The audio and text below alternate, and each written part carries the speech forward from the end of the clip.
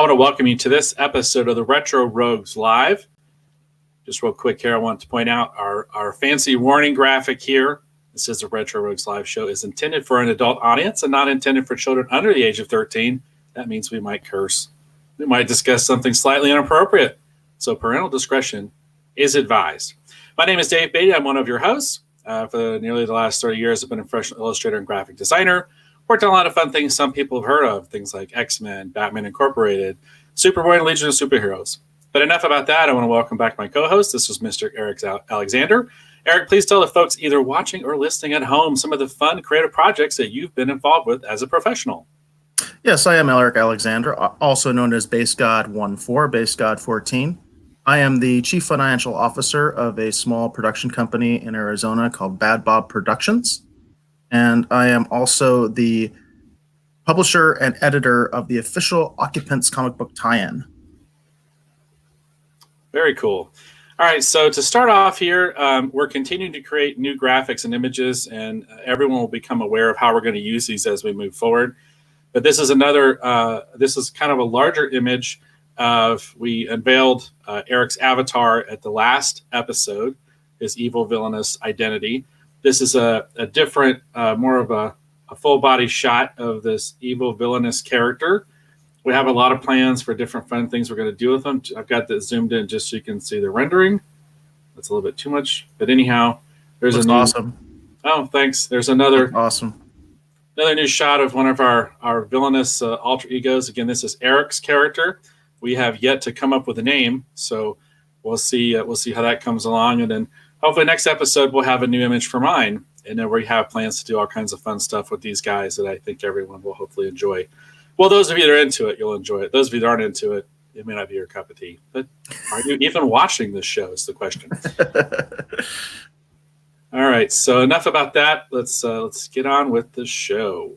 Oh, I did want to mention, we had talked last week about adding a Twitch stream. And I just wanted to mention that I didn't get that set up yet. I'm having some issues with that. But hopefully for the next episode, we will also be streaming on Twitch. I just wanted to address that because last week I did say that we would be on Twitch today. Unfortunately, it didn't happen. This is actually a little unusual for us because we're doing a show on Thursday. We normally do our shows on Wednesday. So I'm just going to kind of chalk it up to the holidays, and next week hopefully we'll be on Twitch as well. Yeah, and we're doing it Thursday because I asked if we could do it on Thursday. My Wednesday was just nuts, and it just wasn't working, and so we decided to push it to today. But anyhow, but we've got a fun episode planned anyway. So we're going to get on with it. We're going to talk about our first topic, which is always pop culture news. Now, this episode is going to be a little different because we're going to be doing sort of like a year in review. So we're going to be talking about the year that was or was not. Anyhow, so 2019 year in review for pop culture news. So tell me, Eric, what are some of the things that stands out in your mind as interesting news, pop culture news, or things that were very relevant in 2019? Well, there's been a lot of Star Wars news, obviously. And, our last show, we actually focused on the Rise of Skywalker. So there's been a lot of Star Wars news. And the thing that kind of sticks out to me is, of course, Rise of Skywalker was promoted as the end of the Skywalker saga. It's supposed to basically be a 9-episode epic, That's the way it was presented anyway. Right. And regardless of what you think of it, that's the way it was marketed. And so clearly Disney intends to take us into a new era with Star Wars, because now they're basically going to push a lot of the legacy stuff aside. So we're already seeing that a little bit with The Mandalorian, although The Mandalorian is full of nostalgia. It's full of callbacks. We're going to be reviewing the last episode of The Mandalorian, so we're not going to get into that too much. But we are kind of turning a corner, right, with Star Wars. So for me, I think that's going to be my big story of 2019, is this new direction. And I think we have an indication of where that's going to go with that news we talked about in one of our previous episodes about Kevin Feige coming on board to do at least one Star Wars film. Right. I've kind of said this is my speculation. I don't have any inside knowledge or anything like that. But I do believe Kathleen Kennedy is essentially a figurehead, and Kevin Feige is going to be kind of moved into the position that he has with the Marvel Studios, where he's going to be at Lucasfilm, and he's going to be the one responsible for keeping this Star Wars all together for the new continuity going forward. Because I think everybody can admit the current continuity in Star Wars, even the Disney War stuff, is a mess. Okay. And I think that's completely Kathleen Kennedy's fault because the buck stops with her, supposedly. That's why I say I think she's kind of a figurehead.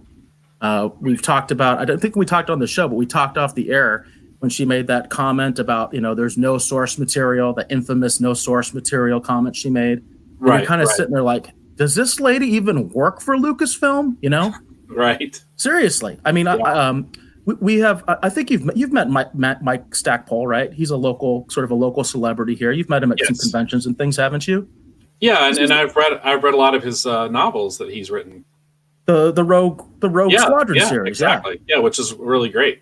I mean, it's a complete slap in the face to him. It's a complete slap in the face to Timothy Zahn. You know what I mean? Right. I mean, right. It's like, who are you? You know what I mean? So, I'm kind of merging my big news of 2019, like the big story to me, which I do think is the Kevin Feige news, with also my kind of prediction for 2020, which is I think Kevin Feige is going to be taking over. He is going to be assuming the same role he does for Marvel Studios, where he's going to be overseeing all of Star Wars. Kathleen Kennedy is going to be slowly pushed out, kind of pushed away. I think she may not ever be like officially fired, at least not in this next year. But I think she's going to be even more of just a figurehead. She's just going to be kind of there for optics.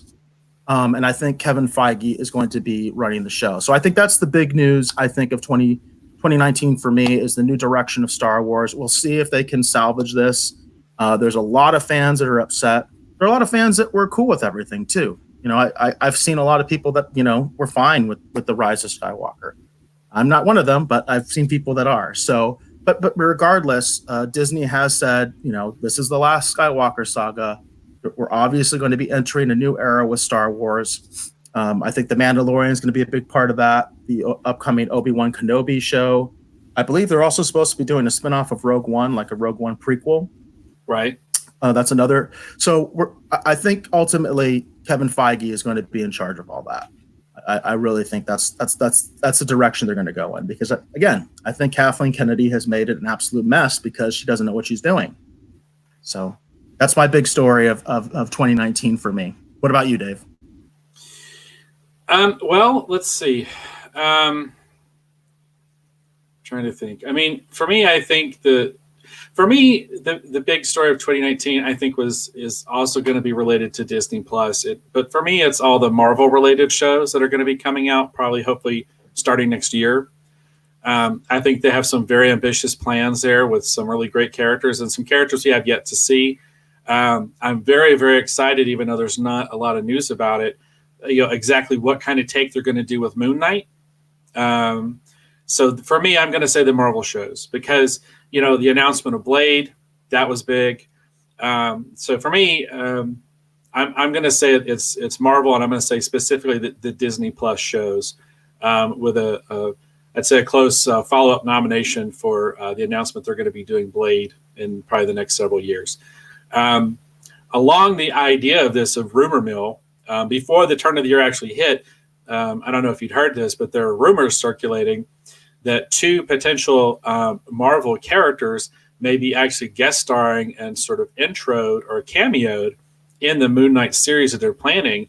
One of them being the Werewolf by Night character, and the second one actually being Dracula, Marvel's version of Dracula. Really? Yeah, so I have a feeling that it's going to be interesting to see how they handle the whole vampire thing, because in later Marvel comics, they tied vampires and mutants kind of together.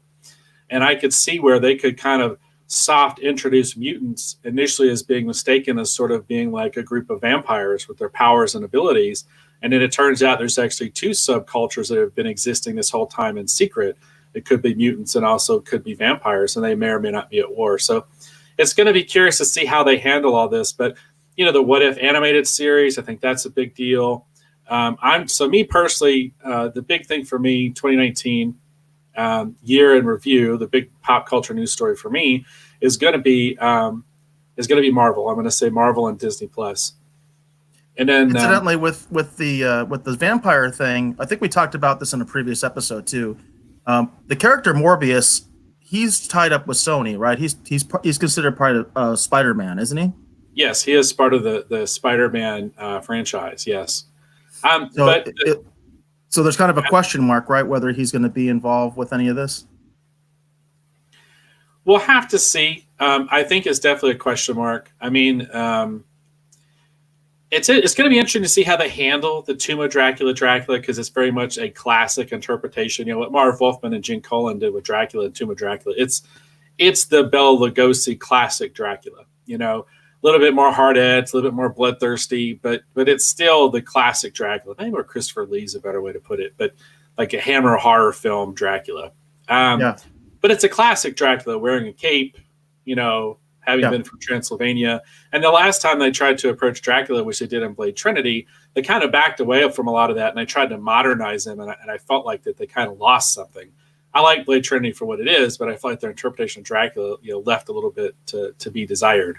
So it'll be curious to see how they handle it, but I feel pretty confident that Morbius will not be playing much of a role in these, just because with the whole, since technically it's a Spider-Man property and a Spider-Man franchise, unless they work out another deal, which I can't imagine them working out a deal to use Morbius. You know, we'll have to see. You know, Morbius honestly might be more of a figure in the movies, I think, than the Disney Plus shows. There might be some sort of backdoor way that he, you know, has a role to play in those. In all honesty, with all these new elements they're introducing between the Disney Plus shows and then what they're doing with the new films coming up, I think Kevin Feige, when he made those announcements again towards the end of this year about at the D23 conference about how, you know, it's going to be a very different Marvel moving forward. When you look at things like Shang-Chi, you look at things like Eternals, the obvious announcements for the Disney Plus shows like Loki and Falcon and Winter Soldier, such on and so forth. But then the surprises, things like She-Hulk and Miss Marvel, and especially Moon Knight. I think they do have some very interesting plans for what they're going to do with Marvel moving forward. That's going to be very different from what we've seen so far. So I think that's really exciting and interesting. I think they're going to find a way to keep it, you know, kind of reinvent it, but keep it similar to what we know. So that's going to be my big pop culture news item is for the 2019 year in review is going to be what Marvel's got going on, specifically with the Disney Plus shows, but also I think what they're doing with the films. Looking onto this year in 2020, what movies are coming out? I know Black Widow is supposed to be coming out, right? Are there any more Marvel movies that you're aware of that are supposed to be coming out this year? I think there's going to be something else, but I can't remember what it is. They've been pushing Black Widow pretty heavy, so I know that they just pushed up, for again, talking about Disney Plus, they just actually pushed up the release for WandaVision. That's actually going to be hitting this year, as opposed to previously, I think it was going to be 2021. So WandaVision has actually been moved up in the schedule. Really? Yeah, and that's interesting because I know WandaVision is going to be tying into Doctor Strange somehow. So I don't know. That's what I'm saying. It's going to be curious to see. And I apologize to those watching or listening if they're screaming at the screen out right now. They know the other Marvel film that may or may not be hitting this year. I apologize. I don't remember what it is off the top of my head. I think the first show coming out is the Falcon and Winter Soldier, right? I think so. I know that's the one that's been in active production. That's the one that's been in active production. So it should theoretically be hitting first. And it makes sense because that may or may not have elements that loosely or indirectly loosely tie into whatever's happening with Black Widow. You know, espionage, you know, more paramilitary, you know, kind of stuff. It makes sense if anything's going to bleed over from Black Widow, it makes sense it would show up in Falcon and Winter Soldier before it would, you know, like WandaVision, for example. It just makes more sense. Just like something happening in WandaVision is more likely to bleed over into Doctor Strange when you're talking about magic and multidimensional stuff and, you know, that kind of thing. So well, it's kind of funny. It's kind of funny because, you know, I was talking about Star Wars and Kevin Feige and the fact that they're kind of turning a corner. But Marvel's really turned a corner too. But at the same time, the first thing we're getting is the Black Widow movie, which is actually, you know, it's a prequel. It actually takes place after Captain America Winter Soldier. So it's kind of interesting what they're doing. So it's like on the one hand, there's definitely supposed to be sort of a new era for Marvel, right? This is, what phase are we up to now? Is it phase 4 or phase 5, or what are we up to right now? Do you remember? I don't think they really gave it a official designation this time. It just sort of just rolled out and happened. Yeah, I don't think they gave it an actual official designation, to be honest. What's kind of funny to me to see, like right now, we don't really have a clear indication of where it's going to go. I mean, we know from the end of Endgame that Falcon sort of was taking over the Captain America mantle. But like I said, I think that's the first series that comes out, so that's probably going to give us kind of an indication of the direction that Marvel's going to go in. But oddly enough, I think Black Widow is not, because Black Widow is going to be kind of like a little bit of a throwaway, if you will. You know what I mean? Because it's a prequel, right, and it's kind of like with kind of the old continuity. Technically Tony Stark can be in it, and it's fine. You know what I mean? That kind of stuff. There's really no consequence. Obviously Black Widow herself died in Endgame. Spoiler alert. So it'll be interesting to see. So it's kind of like because the thing is, we didn't prep this. I'm talking to the audience here. It's kind of funny because you're talking about Marvel. I was talking about Star Wars. Both are connected to Kevin Feige. We didn't prep this. It's kind of funny, but they are going to be turning a corner as well, as far as their this is a new era, right, for the Marvel Cinematic Universe. So it's going to be interesting to see what they do. No, yeah, for sure. Yeah, but it's like I said, I just judging by what little we've seen so far and what's been kind of leaking here and there. Like I said, for me, I just think the big story. It's weird. The big story is Disney. At the end of the year, I think when we talk about box office, the big story, ironically, is also going to be Disney. Yeah. Disney pretty much dominated 2019 in my mind. We start talking about some other stuff. It's going to come back up again because I think that they just had the best rollout and they've had some really good product. They've had some also not so great product, but for the most part, I've been very impressed with what they've been doing. But they have the resources and the creative people in place. You should be impressed with what they're doing. Yeah. So, yeah. Not to mention the IP. That's true. That's a massive amount of IP they have. So someone was saying the other day, it's like, doesn't Disney own everything? And I was like, well, almost. Almost. So, almost. I do have a couple. Oh, go ahead. Go ahead. We'll finish your thought there. I just have two more quick honorable mentions here for the year in review. And I want to apologize if I'm a little off on my math here. I'm going to pull this over here to the screen. This is going to be my nomination for my personal favorite comic of the year. And I have this horrifying feeling it actually came out last year. But anyhow, Action Comics 1000, I was very impressed with this particular issue. And I'm still kind of reflecting on how much I enjoyed it. So this is going to be my nomination and pick for Comic of the Year. And if it came out last year, feel free to excoriate me in the comments. And then my favorite collectible for the year, which I did get for Christmas, I'm going to bring this over too. This is my favorite collectible for the year. Wow. 2019. I told myself I wasn't going to collect these Funko Pop things. I just wasn't going to do it. It's like, I'm not going to do it. And I ended up, they had a Val Kilmer Batman Forever one. And I was like, well, I got to get that one because I'm a big Batman Forever fan.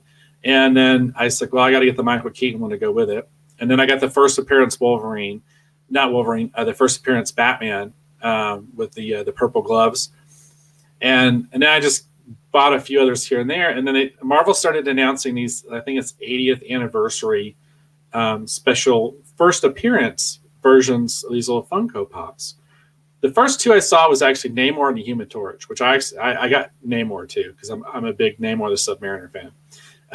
But then when I saw this Wolverine one, I just had to have it. Hulk 181 is a book I used to own, and basically I sort of kind of got swindled out of it in a bad trade years ago. And it's kind of my holy grail book. It's the thing I'm trying to get back, is Hulk 181. But this little collectible here, I just thought it was really neat. They actually did the 181 look with the cat mask and the kind of rounded claws and everything. So I thought it was really fun. So this is going to be my favorite collectible for 2019. I think we lost the feed for a second there, Dave. Dave, I think we lost the feed for a second. Oh, okay. At the end there, when you were talking about so I was the Hulk issue. Oh, okay. So yeah, but so just real quick, like I said, Hulk 181, that's kind of my holy grail book. I used to have it years ago, kind of got swindled out of it in a bad trade. Oh It's my wow. holy grail book. It's Oh the book man, that sucks. yeah, it's the book I kind of want to get back at some point, but because the cost is so high, I've just kind of been reluctant and reticent to do it. Um, but it's someday I'm going to have this book again in my collection. But in the meantime, when I saw this collectible here, I just thought this was really really neat, and I was like, wow, that's really cool, and it's one of my favorite versions of the characters. So. Yeah, but I did get this for Christmas. This is my personal favorite collectible for 2019. It's going to be this little pop Wolverine guy. And it's funny because I got 6 of them now. That's not right. Of the Funkos? Yeah. I got 6 of them now. And they actually released the X-Men too, like the original X-Men first appearance versions, like the blue and the gold costumes. Angel, Iceman, Jean Grey, Cyclops, and I'm seriously thinking about picking those up too. But I have a feeling maybe 2020 might be owned by Todd McFarlane and Nick McFarlane Toys, because they got the license for DC Comics and they've been announcing some fun things. So that's going to be my prediction real quick for 2020 for collectibles. I have a funny feeling that what McFarlane's doing specifically with the Batman animated and the Superman animated figures in their multiverse line, that stuff looks amazing. So I have a feeling that might be on my 2020 list. So That's cool.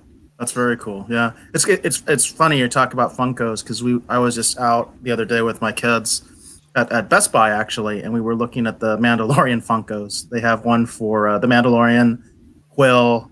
They didn't have it there, but we looked at the back. They have one for IG-11, and then they also have one for Cara Dune.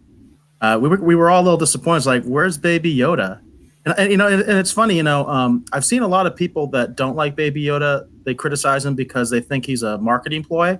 And I'm like, if he's a marketing ploy, where the hell is the marketing? Like, where's the stuff? You know what I mean? I want a Baby Yoda. I literally want a Baby Yoda toy to display. You know what I mean? Because I want that. That's my favorite character. We've talked about that. I want the Baby Yoda show. You know what I mean? So it's funny to me, and people make that argument, and I'm like, how can you make that argument when they didn't come out with anything for Christmas? And there are Mandalorian toys. In fact, we also saw at Best Buy, of all places, we saw the AT-AT, the AT-AT from Sanctuary. I'm talking about the AT-AT from Sanctuary. Yeah, one that the Raiders have. They have a toy for that, and it looks really cool. It's the standard Star Wars 3.5-inch scale figure type thing. Right. It's really cool. And it says the Mandalorian on it. And it's got sort of the retro boxing to it, So it looks like a 80s boxing. It was really cool looking. I couldn't find out how much it was because it wasn't labeled. I'm sure it's kind of pricey, but so there are Mandalorian toys. There's Mandalorian stuff out there, but there's no Baby Yoda.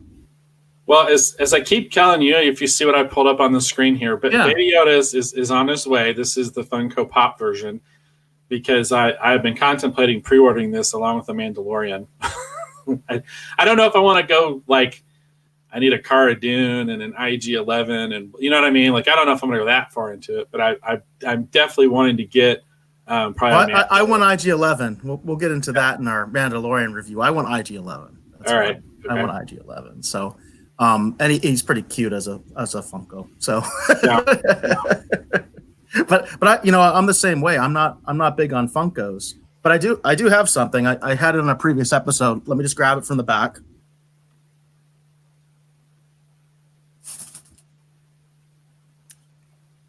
Now, technically, this is Funko, and this is the Hunter. Remember, I talked about this before. Yeah. We actually went on a hunt, me and my daughter, because she really liked the Dark Crystal. Age of Resistance. So she has the rest of the collection. This is mine. She has all the other ones, which you can kind of see on the back. The other figures they have they have the Silk Spitter, Hup. My daughter has that one. Mother Mogra, Ryan, and Deet. So my daughter has all the other ones, but this one's mine. I have the Hunter. And technically, this is Funko. So, Yeah. Well, there you go. So I have one for you too. Very cool. All right. So that's kind of it for my my year in review for the pop culture news. Cool. Well, I think we can move on to streaming wars then. All right. And keeping with our sort of year in review theme, this is our first episode of 2020, which is weird for me to say 2020. Can't believe it's 2020. I always think of the 20s being like the Roaring 20s or the 1920s, not 2020. But anyway, I keep thinking we should have a watch tick tick tick tick tick tick running in the background if you're going to be talking about 2020. Yeah, exactly. Yeah, I grew up watching that and stuff. But keeping with our sort of year in review theme and predictions, I thought we would talk about our personal experiences from 2019 with the streaming wars. And what I'm talking about is you and I have both subscribed to various streaming channels, and we kind of have had our personal experiences with it. So I wanted to talk to you about what streaming services you've acquired in the last year.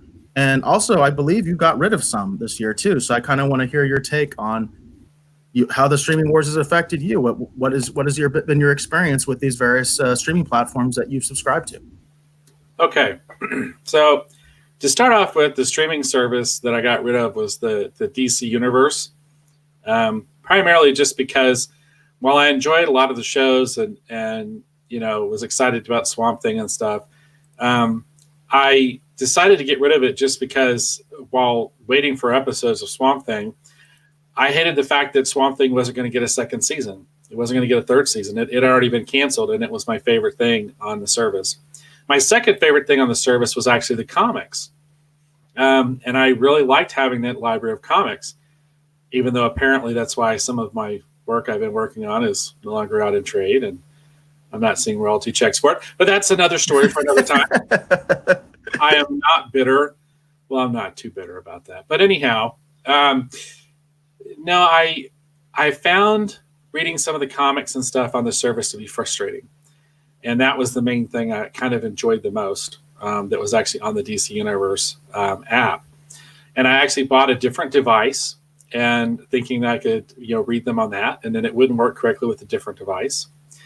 And then I had a hell of a time trying to get it to stream to my Samsung television because the DC Universe, for some reason, isn't supported on every device for you to stream and view it. Oh, really? Yeah, and I don't know if it's got something to do with the fact that AT&T, owns Warner's, and they want you to do it through an AT&T product, or I don't know. Anyhow, I found the whole thing frustrating. So the reason I got rid of the DC Universe app and the service was not because I was disappointed with the shows. I liked them just fine. I didn't think they were all great, but Doom Patrol was a lot of fun. I enjoyed Doom Patrol, and I was quite enjoying Swamp Thing. But my favorite thing on there was the comics, and I just found reading the comics and streaming the shows was just incredibly difficult, and it really got annoying.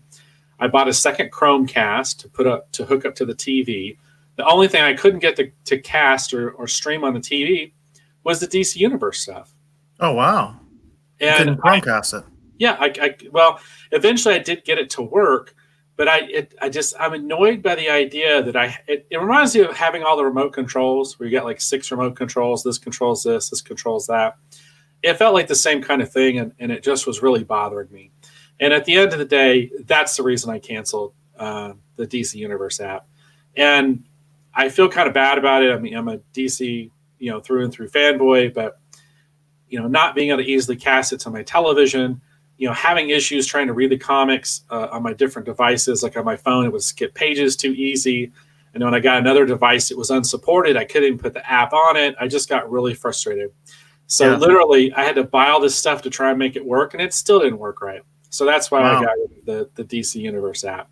So you're saying that the quality of the app itself is bad? Well, the quality of the app is good if you're on a device that it works on. But when you're trying, no, I mean, I'm being serious. It's like a lot of it would work really good on my phone, except for the comics reading experience, because you're trying to flip one page and it would go 2. Yeah. Or you'd be trying to do this enhanced viewing mode and it would skip panels. and it takes you out of the story you're reading, and that's what I didn't like. And then, like I said, all the issues with streaming it just got frustrating. And then when I bought a device, thinking, and I looked into it, and I thought it was supposed to work, and I thought it'd be fine. And you could say, well, that's your fault for not researching it better, but I thought it was going to be fine. And I bought the thing, and it wasn't even supported. And then I ended up renewing my subscription to Comixology Unlimited, and I just started reading stuff on Comixology on this new device. And I just don't. And ironically enough, I've not been reading a lot of DC stuff. I've been reading. We were working on reading the Picard comic. I'm an issue behind, but I think my surprise I enjoyed was actually that Green Lantern Year One. I was kind of surprised at how much I liked that. I didn't think I was going to enjoy that one. I did buy that one, but it's just on the Comixology on the device, it works fine. But for some reason, the DC Universe app, it was just it logged in fine, and it seemed like it would work good. And I tried to interact with some of the people like in the community and stuff, and I just don't think the DC Universe app is living up to what I think people wanted or intended it to be. And that's my personal perspective. I could be totally wrong, but I don't have a lot of friends. I don't know a lot of people that are also using it. So I'm not sure, I don't know. We'll see. But I'd have to say that's the one I got rid of, and it's just because it was frustrating me. The cost wasn't an issue. The quality of the content wasn't an issue. I quite liked it. But I was just having a lot of issues with getting certain aspects of it to work in a reliable manner, and it just got really frustrating for me. So, was cost a factor as well? No. Cost wasn't a factor at all. I think it was like $7.99 a month or something like that. I mean, it wasn't very expensive. And when you look at the comics library alone, it was worth it. But the other thing that bothered me too is the fact that they're doing like what Netflix does, where there's a period of time, there's certain DC movies that are available on there, and then they pull them off, and then they rotate other movies on. I don't know if that's a limitation of how their service works or whatever. But I thought that was kind of weird. It's like I felt like you should have all the DC stuff on there all the time. But yeah, I guess either manufactured or real scarcity needs to be a thing. I don't know. It's weird. I don't understand why some of these services do that unless it's a limitation of what they can provide on their end in terms of their pipeline and infrastructure. But I thought that was weird because there were certain movies I thought for sure would be on there that are not. And then there was other things I thought would not be on there that is. So it's kind of weird. But yeah, at the end of the day, I got rid of the DC Universe app because I felt like that it was just frustrating me, and I didn't feel like it was working the way in which I personally wanted it to work. Right. But that's me personally. So that's the one I got rid of. Out of curiosity, was there a streaming service that maybe you got rid of or that you were curious about, you decided against this last year? Well, actually, I've done quite a few. Well, not quite a few, but I've done several trials, free trials. In fact, I did the Disney Plus trial, and then I recently did YouTube TV. I did that because I wanted to watch some of the bowl games, and I don't have cable. And YouTube TV is kind of what we've been talking about, where I think the streaming wars is going to ultimately go. I think it's going to be platforms like YouTube TV, because what YouTube TV has is tons of cable channels like ESPN. They have, I think, TBS, TNT. They have, I think they have Hulu also. So they actually have some streaming services within their service. Right. So I kind of like, that's been my prediction for a while now, that I think ultimately that's where the streaming wars are going to wind up. But I decided not to continue with it because it's kind of expensive. It's like $40 a month. So it's basically cable all over again. And that's kind of where I think that's kind of my prediction too, is like and I've been saying that. I've been consistent all year with that. I think that's where the streaming wars are going to go. I don't know if they're going to necessarily go there in 2020. I'm thinking maybe like 2021, 2022. That's when you're going to start seeing some consolidation. But I do think that kind of the YouTube TV is kind of the future. But I'm not very happy with it because I think it's expensive. There is a lot of content. There's no doubt that there's a lot of content.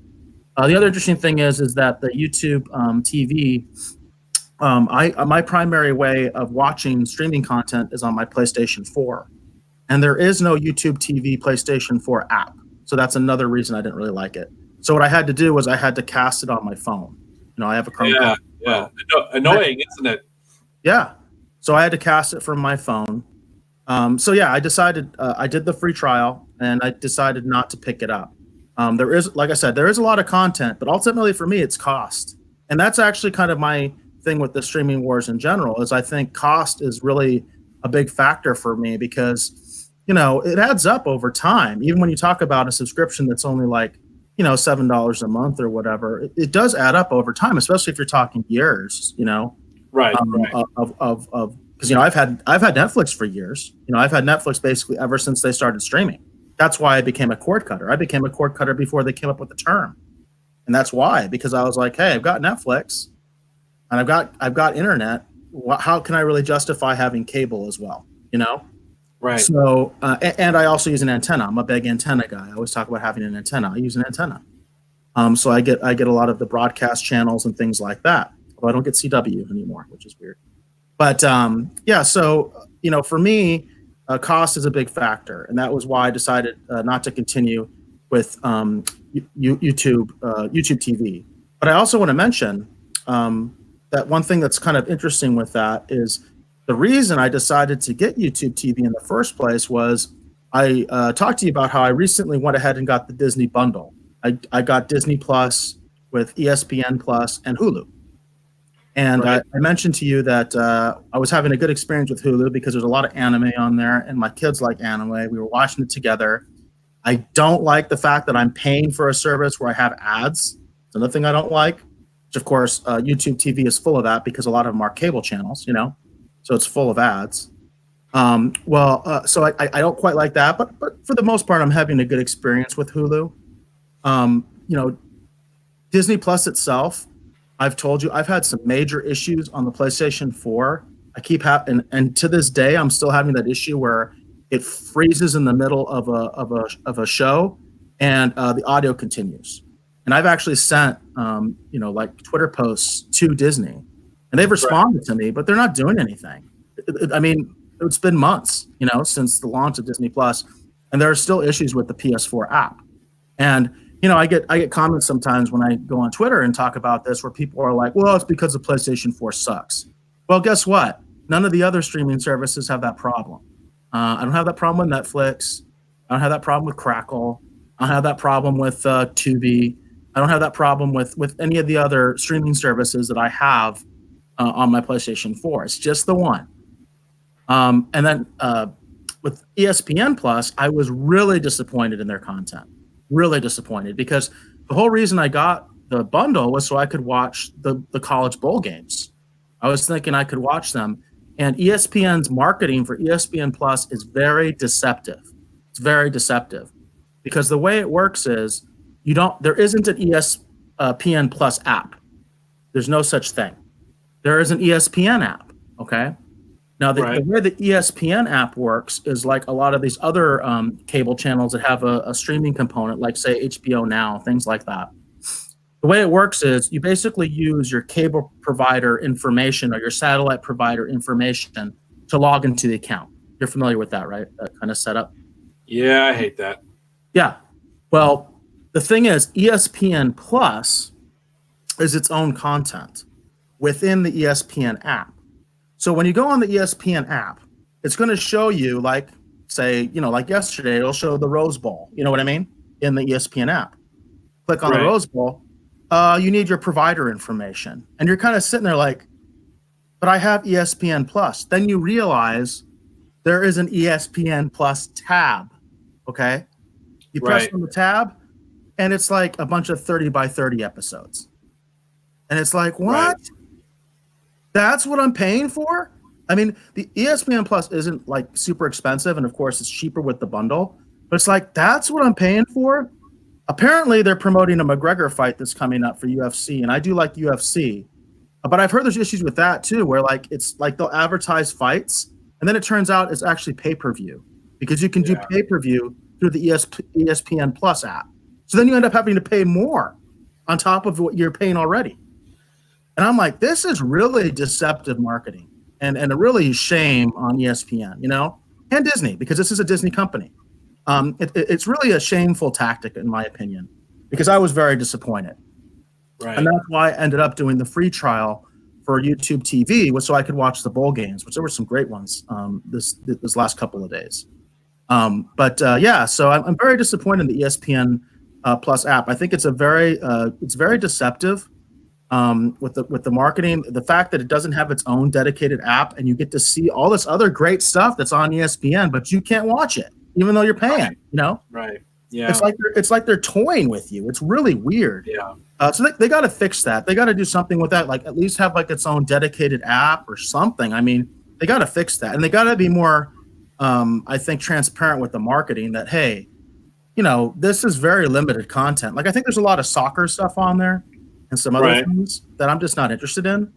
You know, I was interested in college football, and I do like UFC, and I guess there is supposed to be some more UFC content coming up.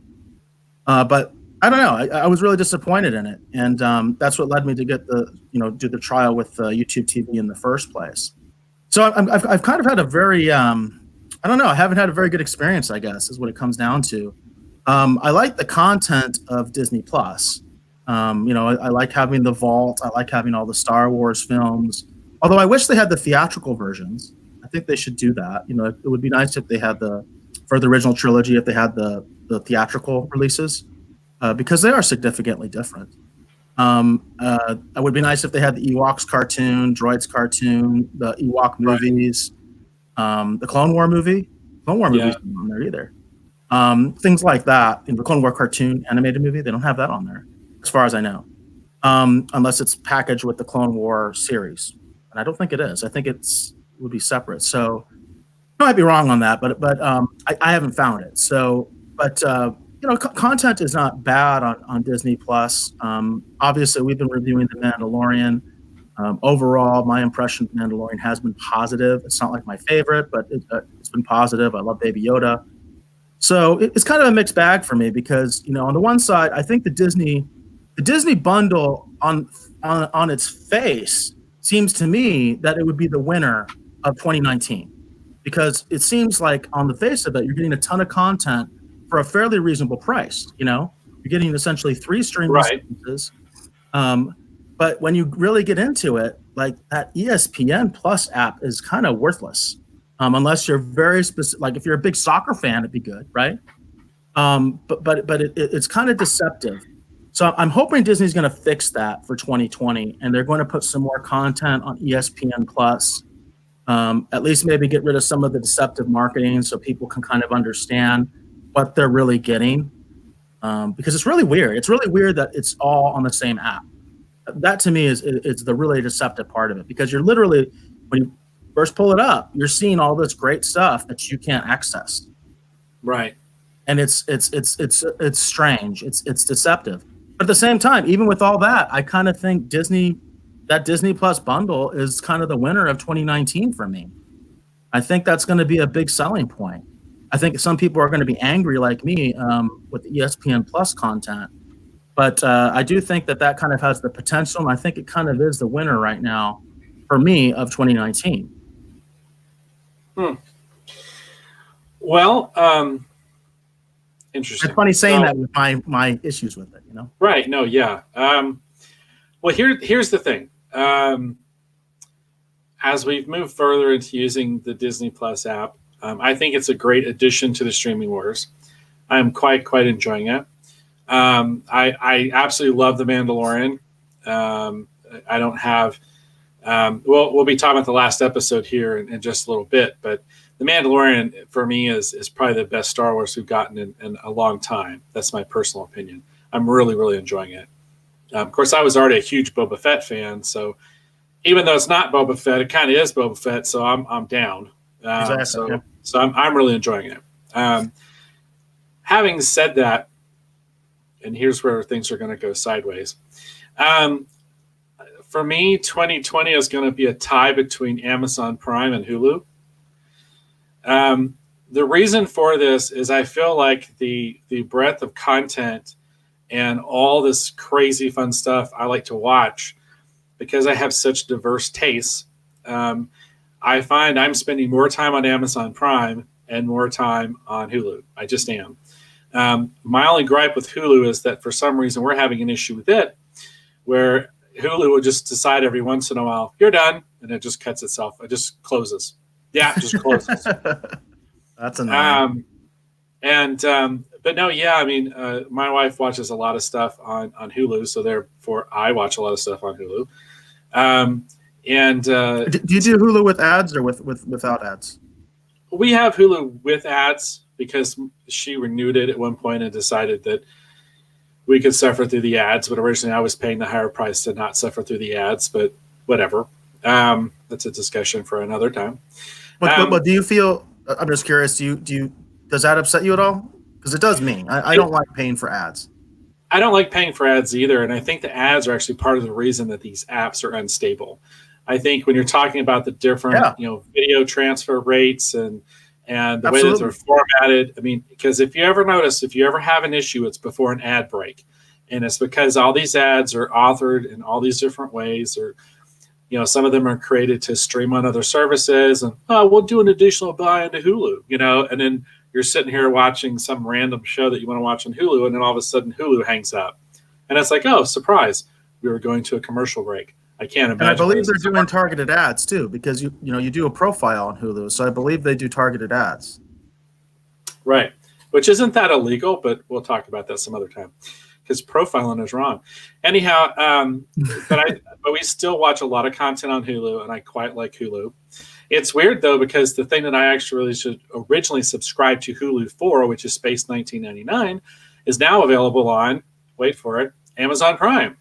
So, so there's an interesting segue. But right now, I'm currently working my way through Justified for the third time on Amazon Prime. So I just find that we're just it's weird. I think that Disney Plus has us looking at the services in a more deep dive manner than we had been before, because our go-to is just Hulu. We just turned on Hulu and just watch some late night show or whatever. But I've noticed that I am digging further into the catalogs of all the different services because of the diversity of what's on the Disney Plus.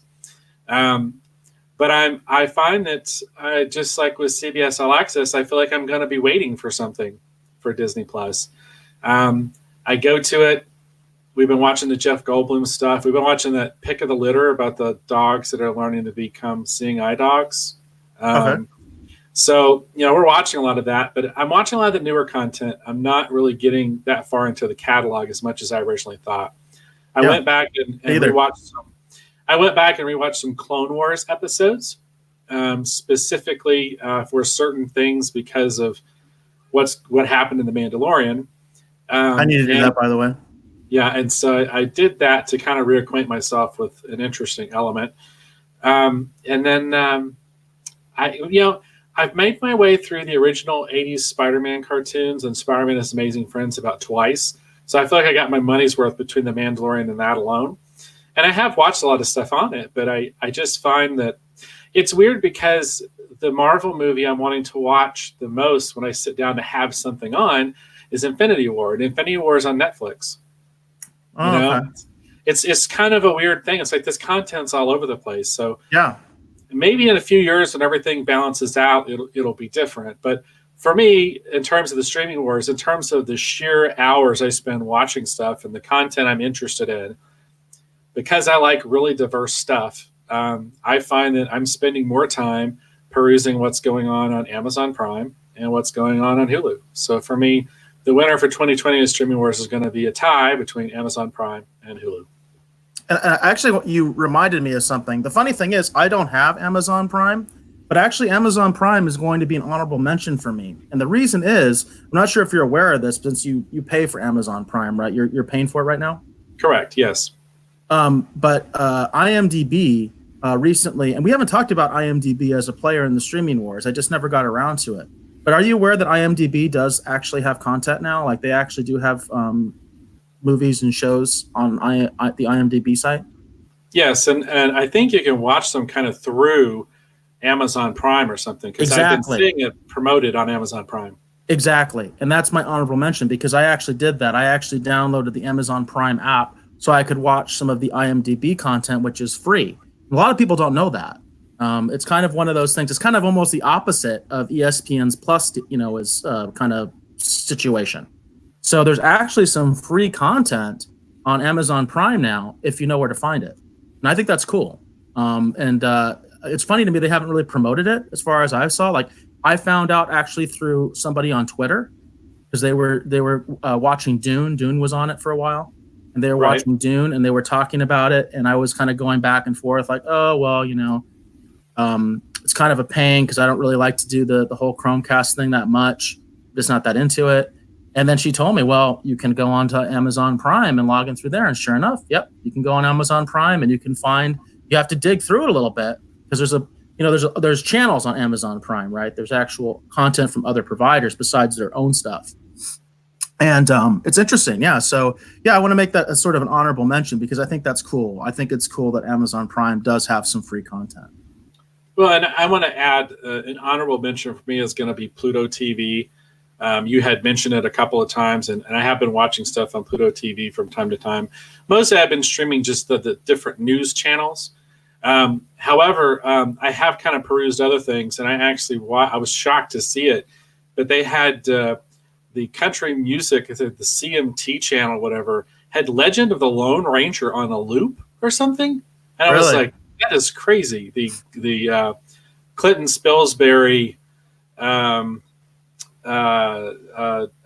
John Barry Lone Ranger. I don't know how else to describe it. The one that's got Christopher Lloyd in it as the villain. Yeah, they had that like almost on a loop. And I ended up for a couple different nights while I was working, I just had it on. I kind of enjoy that film. It's a horrendous mess, but it's also controversial because the producers, if you remember, because I remember as a kid, my dad was a big Lone Ranger fan. It was controversial because they went after Clayton Moore, the original TV Lone Ranger. Yeah. As far as doing appearances, kind of similar to what they did to Adam West at one time. When the Batman movie was coming out, the Michael Keaton one. They basically did a cease and desist on Clayton Moore appearing as the Lone Ranger. Right. Which was really, really mean and nasty because that was the way he was making his living, and he was actually very popular. Like I saw him on an episode of The Greatest American Hero where they were doing that, and it's like it was just a mean-spirited thing to do to him because he was somebody that was kind of beloved and like an icon, and it was just kind of a mean-spirited thing that they did. So I always think of that when I think of that Lone Ranger version because I remember even as a kid being aware of that because my dad was really angry about that. Well, and they did a version of that story and had him on an episode of Highway to Heaven. I remember seeing him on Highway to Heaven. I think he got that work because of that. People were upset, and they were like, what I mean? Because like I saw him on The Greatest American Hero, and I don't remember that one. It was like, I think some people were just like, they really, dicked this poor guy. You know what I mean? So it was. But I've always kind of enjoyed the film for the John Barry score. It's one of those things that they've never re-released like in any format beyond the LP. And I don't have a record player, but there's just something I've always enjoyed about that score. And I like the fact that they it's the classic Lone Ranger trappings, and they kind of just update it a little bit.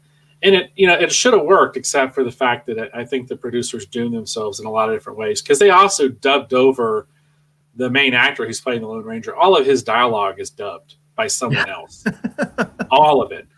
Because apparently they felt like that his voice didn't sound very manly. So they went out and got someone else and they redubbed all of his dialogue. So if you're ever watching that movie and you're like going, something just doesn't seem right. Well, that's what it is. I actually listened to this actor. He's mouthing the words and someone else is, actually speaking them. It's a weird film. It's a very weird film. I should check it out because I have Pluto TV as well.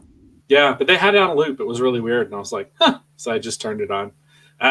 So that's going to be my honorable mention. Is going to be Pluto TV because I keep finding really unusual things on there. Like there was a Blondie cartoon at one point, apparently. The comic strip, and that was on some kind of retro cartoon channel. I had that on for like 30 minutes one night because I was just in utter shock. I was like, who thought this was a good idea? And I was just sitting there watching this thing unfold, and I could recognize almost all of the cartoon voices, and I was like, what channel was this on? Who was watching this? This is weird. So Yeah.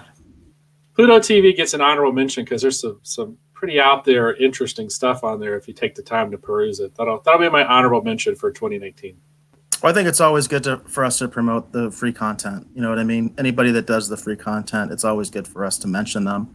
The other ones, like I said, there's Crackle, there's Tubi, which the Occupants feature film is on. There's a few others. I'm drawing a blank, but yeah, it's always good to mention the guys that give free content. How about the worst? Who do you think is the loser, at least of 2019 in the streaming wars? Okay, so is it Apple Plus? Is it Apple TV? What's it called? Apple Plus. Yeah, that's Apple mine too, by the way. Yeah, I think they're the loser of 2019. Yeah, they. I don't know. It's weird because they finally started promoting that Snoopy and Space show. I've finally seen some stuff for it. Really? Yeah. I still haven't seen anything for it. It's just at the end of the day, it's just I don't know. It's just not enough. I don't mean to be mad not mad, but unnecessarily mean to Apple Plus, but it just doesn't appeal to me. But there's no buzz either. I mean, and we're talking about some high profile shows, with right. Jason Momoa. We're talking about Ron Moore's film For All Mankind, right? Yeah. Ron Moore. I mean, I thought that was going to be like, really something. Like I thought people would really kind of flock to that, Right. And I just don't hear anything. The only one I hear anything about is the morning news one or whatever, the one with Jennifer Aniston. And I could care less about that. I mean, that doesn't appeal to me at all. That's the only one I've heard anything because we covered in a previous Streaming Wars segment, they did get a Golden Globe nomination for that show. But the other shows, I don't hear anything about them. Nothing. Well, and see that comes back to, again, one of my winners, tie winners for 2019. That takes me back to Amazon Prime because if you want to talk about a show with a lot of accolades and awards, Marvelous Miss Maisel is a great show. That's not a show that should appeal to me, but I love that show. That show is really great. Do you watch The Expanse? I am going to start it. I have not started it yet. That's heavily promoted by the fandom menace. Like Doomcock loves that, Nerdrotic loves it, and I've never seen it. I've never seen The Expanse because I don't have the pay version of Amazon. Well, and that's one of those things. It's like I found myself originally going to Amazon primarily for like movies and stuff that we were like purchasing or watching through the service. And then on Amazon Prime, I was watching most of the TV stuff, and The Expanse, for whatever reason, just slipped past my radar because I was watching, like, what was it, Bosch or whatever about the detective. Of course, I've mentioned before, we're watching Marvelous Miss Maisel. I watched the first season of The Tick. There's been a lot of stuff on Amazon Prime that I've watched and I've enjoyed. But there's just so much stuff sometimes that things just kind of, they can easily slip by you if you don't hear people talking about them. And I hadn't heard a lot of people talking about Expanse. It's like, for example, like I'm not hearing a lot of people talk about Lost in Space, but that's a great show. I haven't heard a lot of people talk about it either. But like I said, I mean, I follow Nerdrotic and Doomcock quite a bit, and they promote The Expanse like crazy. They love that show. I mean, it's kind of funny to see them like really promoting something that they say is awesome. I've never seen it. I probably won't because I don't know if I'm ever going to get Amazon Prime, the pay version, especially when I'm doing all this other stuff. That's kind of one of the issues with the streaming wars is you kind of have to pick and choose. What am I going to do? You know what I mean? Because it's expensive. Like that YouTube TV. That's $40 a month. A lot of content for YouTube TV, but that's $40 a month. Yeah. That's significant. Over the course of a year, that's several $100s. So, that's interesting. So, I agree with you as far as the worst of 2019. But it's kind of funny because not only are we the end of a year, we're at the end of a decade, and we are going to be going through the 2020s. And I think as far as the actual winner of the streaming wars, I'm kind of making this prediction, and this is like 10 years off. I think Apple might take the decade. Just because of their cash. You know what I mean? I've said this before. I think that their tactic is going to be to kind of outlast everybody else, outspend everybody else. And I think they might end up being the winner ultimately of the decade, even though I don't think they're going to win 2020. I don't think it's going to happen that quick. There's still more services that are going to be coming out. There's still more players coming out. But yeah, I do think that they might actually, even though I think they're the loser of 2019, I think they might actually end up being the winner for the coming decade. Well, I'm gonna say I don't agree with that. I can see what you're saying in terms of like they've got a great war chest, so they should be able to outlast everyone. But I'm still a big believer in content wins out the day, and I'm curious to see what's going to happen when Warner Brothers walks into the fray. They don't really have like a big presence yet. They're going to visit HBO Max or whatever still hasn't hit yet. We've got Universal still on the horizon. So I'm not going to predict who I think that far out just because I don't have a real feel for it. But I'm going to be honest. I think at the end of the day, it's going to come down to content. And I think it's going to be a backyard bare knuckle knife fight between Universal, Warner Brothers, and maybe with Disney there in the middle. And I think it's going to be about who's got the best content at the end of the day. That's what I honestly personally think, because Warner Brothers has got a tremendous catalog of films besides the obvious stuff that I love, like the Superman films and the Batman films and whatever. Yep. Besides that stuff, hopefully being on the service, I mean, they've got a tremendous catalog of classic films, and then so does Universal. And Universal has some tremendous IP that they could develop into streaming-only shows that no one's even touched or done anything with. And then there's a lot of really great IP floating around that someone could buy. There's been a lot of talk about Stargate. That could be an incredibly valuable franchise. It already has a lot of content. Someone could take that off of MGM's hands for a nice little sum of money and turn it into something that could eclipse all of this stuff if they produce it and take care of it and cast it right. So I don't know. I think the one thing we can definitely be assured of as we move in from 2020 into 2030 is a lot of change. And, there's all these different, virtual reality things and stuff that seem like I hear more and more people talking about, like the Oculus and all this kind of stuff. So who knows? There might even be some weird content that we even haven't seen yet where it puts you in the show. Yeah, that's true. So we'll see. We'll have to see what happens. Everything's changing at such a rapid pace. I feel weird to try and predict that far out. But I can see what you're saying. I mean, that could be how Apple wins, is by creating something that's a virtual TV show, that you kind of plug yourself into. So we'll have to see. Ironically enough, though, the IP most, I think, poised to do that would actually be Avatar, though. And that would actually be through Disney Plus. I don't know. We'll see. It's going to be curious to see how this unfolds. So. Well, I do predict for 2020 that the one that I'm kind of interested to watch, I mean, I think HBO Max is kind of obvious, but at the same time, I think the one to really watch is Peacock, the Universal one. And I say that because it's ad-based. And we did a previous segment where we talked about how, large companies that do ads could affect the streaming wars. And they could really affect Peacock because they don't, they without some of these streaming services like Netflix, which is the current dominator by hundreds of millions of subscribers, they don't have ads.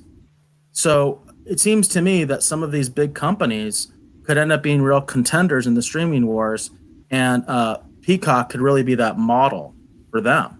You know what I mean? Right. And they could end up with a lot of money. Because it's about seeing trends, right? And when Coca-Cola starts to realize, well, everybody's now going over to Disney Plus or Netflix or Apple Plus, and none of them have ads, I think they're going to end up saying, hey, we need to put some real money in the ones that are doing ads. Right. So right. I think for 2020, the Peacock could be one to really watch for the streaming wars just because of that. Right. And it'll be interesting, too, because – for example, I see where people are trying to find a way to take that ad money and then put it into shows. Like, I'd have to say the most personally visually offensive thing I've watched, I'm going to nominate for the year, was an Underground 6 movie on Netflix. My wife and I had it on because we kind of like Ryan Reynolds. And Man, talk about egregious product placement. I mean, I was just like, are you kidding me? There's a shot where there's a Captain Morgan bottle on a boat, and the only thing that was missing was someone behind them doing the captain pose. That's all it was missing. And they lingered on it forever, and it looked like literally looked like an ad shot, and it turned out it was like a Michael Bay production. But man, Yeah. what a mess! What a mess of a film. I still have, in all honesty, no idea what that was about. It had a really interesting turn a boat into a magnet sequence, which was kind of cool. But other than that, it's like, you know, it's one of those things. Like as an action film, it was kind of interesting, but at the same point, it was just kind of just too. I don't know. It just didn't work. It's just like the Ben Affleck when they did earlier. I tried to watch all that. It's the thing with Netflix. It's like these original movies they try to do. They just don't work. Like their shows, their actual shows. A lot of them are really good, but then whenever they try to do the movies, I'm just kind of left scratching my head. It's like this should work, but for some reason it doesn't, and I don't understand why. Incidentally, have you seen Witcher yet? No, I have not, because my wife has zero interest in watching it. And Really? so yeah. So if I watch it, I have to watch it on my own, and right now there's just too much other stuff occupying my time. I mean, I She should doesn't. not. She doesn't think Henry Cavill is dreamy. I don't know if it's the contacts or the white hair or what, but no, it's clearly not working for her. I'm Wow. interested in it because to me it looks like a D&D television series. You know, a ranger type character. He has magical abilities, and it just to me it looks like a D&D show. It looks like it might be kind of fun. I know everyone else is comparing. Now it that's to a show Pro. that'd be very difficult to do product placement in. Yes, it would be. The Captain Very Morgan difficult. model would be really obvious, especially with Henry Cavill behind it doing the stance, the captain's pose, drinking the anyhow. But no, I haven't seen any of it yet. As for example, like Lost in Space, I haven't had a chance to start Lost in Space yet either. But I've been incredibly busy. There's just been a lot going on, and you know, and the thing I've had on while I've been busy, I've just had Justified on in the background because I actually watched the last season. I hadn't seen it, and I'd kind of forgotten all about it. And I went back and I paid attention and actually watched the last season of Justified, and I really, really like that show a lot. It's very much it's an older show. For if anyone's familiar with it, it's kind of like a modern day Western. It stars Timothy Olyphant. It's got Walter Goggins, Joel Carter. It's just a great cast. It's a fun show. It's not like your usual cops show, and it's not really like a procedural. It has kind of like a through line, and it's just really fun. And so I've been kind of making my way through Justified again because I was curious. I was like going, does the last season really tie up all this stuff that I think it should? So I've been kind of having it on in the background and kind of paying attention to it every once in a while it's on. And I've always been impressed with that show and really liked it. So that's kind of what I've had on, because the other shows really require I actually sit down and focus and pay attention to them. And I just haven't had a lot of time for that. And then plus I watched the last episode of Mandalorian like 2 times, and then I watched this sequence 2 times. And so I burned a lot of time just on the Mandalorian. So it's all Disney Plus's fault. Yeah, there you go. There you go. Did you have a specific prediction for 2020? Were you thinking HBO Max, or what do you think might be the real one to watch for next year? Well, I think for next year, I think the ones to watch, I think HBO Max, I think Peacock from Universal, and I think Disney Plus. I think one of them is going to emerge. But the thing is, like right now, I kind of want to say Disney Plus because of all the Marvel content, and if they can actually get their Star Wars shows in the pipeline while the buzz is still there for Mandalorian, and kind of keep that going. You know, I think they have a very good foothold right now because, like I said, to me, content is king. But then, you know, Universal's got an incredible catalog. Warner Brothers has got an incredible catalog, as well as, you know, if, you know, I keep thinking back, it's like if Warner Brothers wanted to develop some of this stuff as streaming only content, including Universal, you know, they have, you know, at the end of the day, it's going to turn to how much these companies want to sink into, you know, bolstering, you know, their offerings with this new stuff. So I think it's going to shake out between the 3 of them. If Disney doesn't wait too long on having something, because I think that's why WandaVision was moved up. I think that Disney's kind of realized that with the end, Mandalorian coming to an end, they need that new content to keep people hooked. They need that next water cooler show while they work on the next season of Mandalorian. It does seem like there's quite a gap in Yeah. significant new content right now on Disney Plus. Now with the Mandalorian wrapping up, And that's kind of the big shocker. I'm really kind of surprised they didn't have anything in the pipeline. So as soon as Mandalorian wraps, they can immediately go, okay, such and such is starting up next week. So you have a new show to watch every Friday, and you can talk about this with your friends. And because if they had a Marvel show ready to go, like if Falcon and Winter Soldier was starting this, tomorrow, as Mandalorian ends, they would keep that buzz going. But there's nothing. There's nothing. And then I sit back and I look and I go, well, look at Netflix. Netflix has got the next season of Lost in Space. They've got Witcher. There's Carnival Row on Amazon Prime. You see, like there's that's the problem. There's so much other stuff to pull people away, and that's kind of why I keep saying content is king. Yeah. You don't have to have the same kind of show. You just have to have enough interesting shows. I know that's why a lot of people are betting on Netflix, to be honest, to kind of somehow weather through this if they can survive the amount of debt that they're burying themselves under. So we'll see. We'll see. If Disney Plus can leverage the momentum they have right now, I think they're a good contender, to kind of come out 2020 on top. But I think the introduction of HBO Max and Universal makes that problematic, which is why I think it's going to be a three-way, back alley, bare knuckle brawl. Yeah, I can see that. I can definitely see that. That's actually, I think, a good segue into our next segment, because there's something we didn't talk about at all, which is kind of funny, which is we didn't talk about CBS All Access and what they're coming up with, right? Yeah, it's because there's long waits for stuff. This is really long waits for stuff. This is what I'm talking about. Like, I was really jazzed and had a lot of fun with Discovery Season 2. And this is another one of those examples where I was kind of shocked. They didn't have anything in the pipeline ready to go as it ends. I'm sorry, like, The Good Wife and what the heck ever else. And then that ridiculous looking, what was it called? It was like, two thieves traveling internationally on a backlot, having an adventure together. It was just all this really kind of lame looking stuff. And all I could think of is like, to me, it's sort of like going, until the next Star Trek show starts up, here's some new episodes of NCIS. It's just like, why don't you go watch SWAT until Star Trek Discovery starts back up again? And I'm like, I'm sorry. I tried it. Didn't work. Yeah, the funny thing to me is, for me, I haven't done CBS All Access at all. So for me, once we start viewing Picard, this is going to be my first experience with CBS All Access. So it's going to be interesting for me to see what I think of the app itself. I've only seen 2 episodes of Discovery. I do plan to watch Discovery, the short treks, things like that. I haven't seen any of that stuff. So it will be interesting for me to see all that. And I'm kind of curious to see how this all plays out. But we do have a teaser here. This is something that they put out on the CBS broadcast network during one of the NFL football games. So I thought I would play it for you, and we could do some reaction to it. Okay.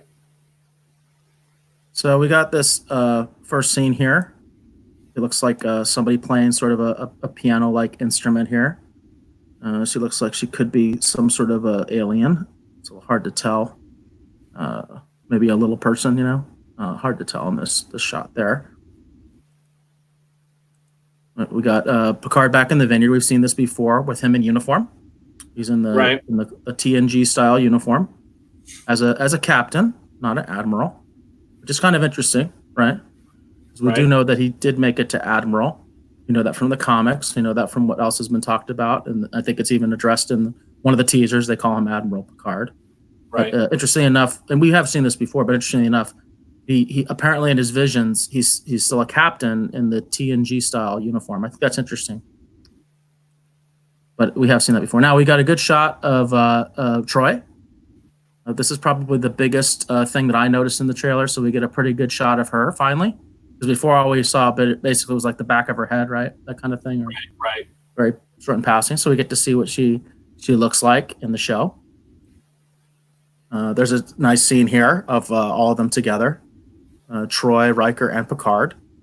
This is definitely, I've mentioned this with the marketing of Picard. It seems to me they are definitely pushing the nostalgia. And my concern is that that's not what the show's about. You know what I mean? So I find the marketing makes sense to me, but at the same time, I think some fans are going to be really disappointed because they are showing a lot of these, nostalgia picks. They're showing a lot of the other cast, and I don't think they're going to be significant to the story. Right. But they're definitely, obviously they're pushing it with the marketing. Like I said, this was aired on the CBS broadcast network during an NFL game, so that's also telling with their marketing, their strategy. We get the little card thing. I don't know if we've seen this outfit before, but this is looks like he's outside, possibly at the Chateau Picard. But he could be on an alien planet or something like that. Hard to tell. And then we have this mysterious character. I always mess up her name. Do you remember her name? No, I don't remember her name. And I did want to emphasize your prediction, which I think is awesome. If they do go that route, that she is in fact sort of a Borg android hybrid and essentially the daughter of Data. I think that would be awesome. I really think that would be awesome. Like I said it before. The only thing that would make me even like just totally with it is if they actually brought Brent Spiner back as Lore as like the main villain. You know what I mean? I would just be, that's awesome. But we'll see. We'll see. I don't think they're going to do that, but I do think your prediction could be true. And I know that's going to disappoint some people. A lot of people think that she's the daughter of Seven and Chakotay. But I think from previous trailers, that's just not the way that Seven talks about the whole situation. She doesn't show like a personal interest. She's more like kind of just looking out for Picard, from what I've taken from the trailers. So we'll see. There's also people saying she's Picard's daughter. So, but I like your prediction, and I'm really anxious to see if that's true. And it does make a lot of sense because we know there are Sung-style androids. We know that the Romulans are experimenting on the Borg. Apparently, they're kind of doing stuff together. We know that Data is kind of important, even though he's dead, and apparently just like a flashback in Picard's mind. I have something where Brent Spiner was saying, even though Data's part is small, he is significant for the plot. So you have her. I think this is just Picard, I think, talking to Troy. That's what it looks like there. We have those people that are going after that character. We kind of get to see, I think we've seen this before, this weapon, kind of an unusual weapon. Hard to tell if is there anything you know of in Star Trek lore that might fit this as far as any of the villains that carry a weapon like this? All I'm going to say is that the legacy of the Disney film, The Black Hole, looms large. Every time I see these weapons that have the top and the bottom, kind of like Star-Lord's pistol from, Guardians of the Galaxy, there's a lot of science fiction iconography. I know there are a lot of fans of the Disney film, The Black Hole. And so every time I see stuff like this, I always think about the influence that film still exerts after all this time. So I can't think of a Star Trek alien race that would use this particular device. But like I said, to me, it just makes me think the legacy of the Black Hole lives on. It also reminds me of the Brave Star blaster. You remember the Brave Star blaster? Yeah, which I also think was influenced by no one from the Disney film, The Black Hole. So I always liked that one. I always thought it was a cool toy, the Brave Star blaster. It was like a laser tag thing. So this has managed to outlive the one I thought would never be supplanted, which is the Logan's Run. I always kept expecting this because for a long time there, we had a lot of weapons that were influenced by Star Wars, and there was a percentage of them influenced by the flame pistol from Logan's Run. And I think the Logan's Run one has about been forgotten now, but I'm glad to see the Black Hole legacy lives on. That's cool. I think we've seen this shot before of Picard and Riker. If not, it's just a different angle. We got this scene I think we've seen before. This is that mysterious character obviously being chased by the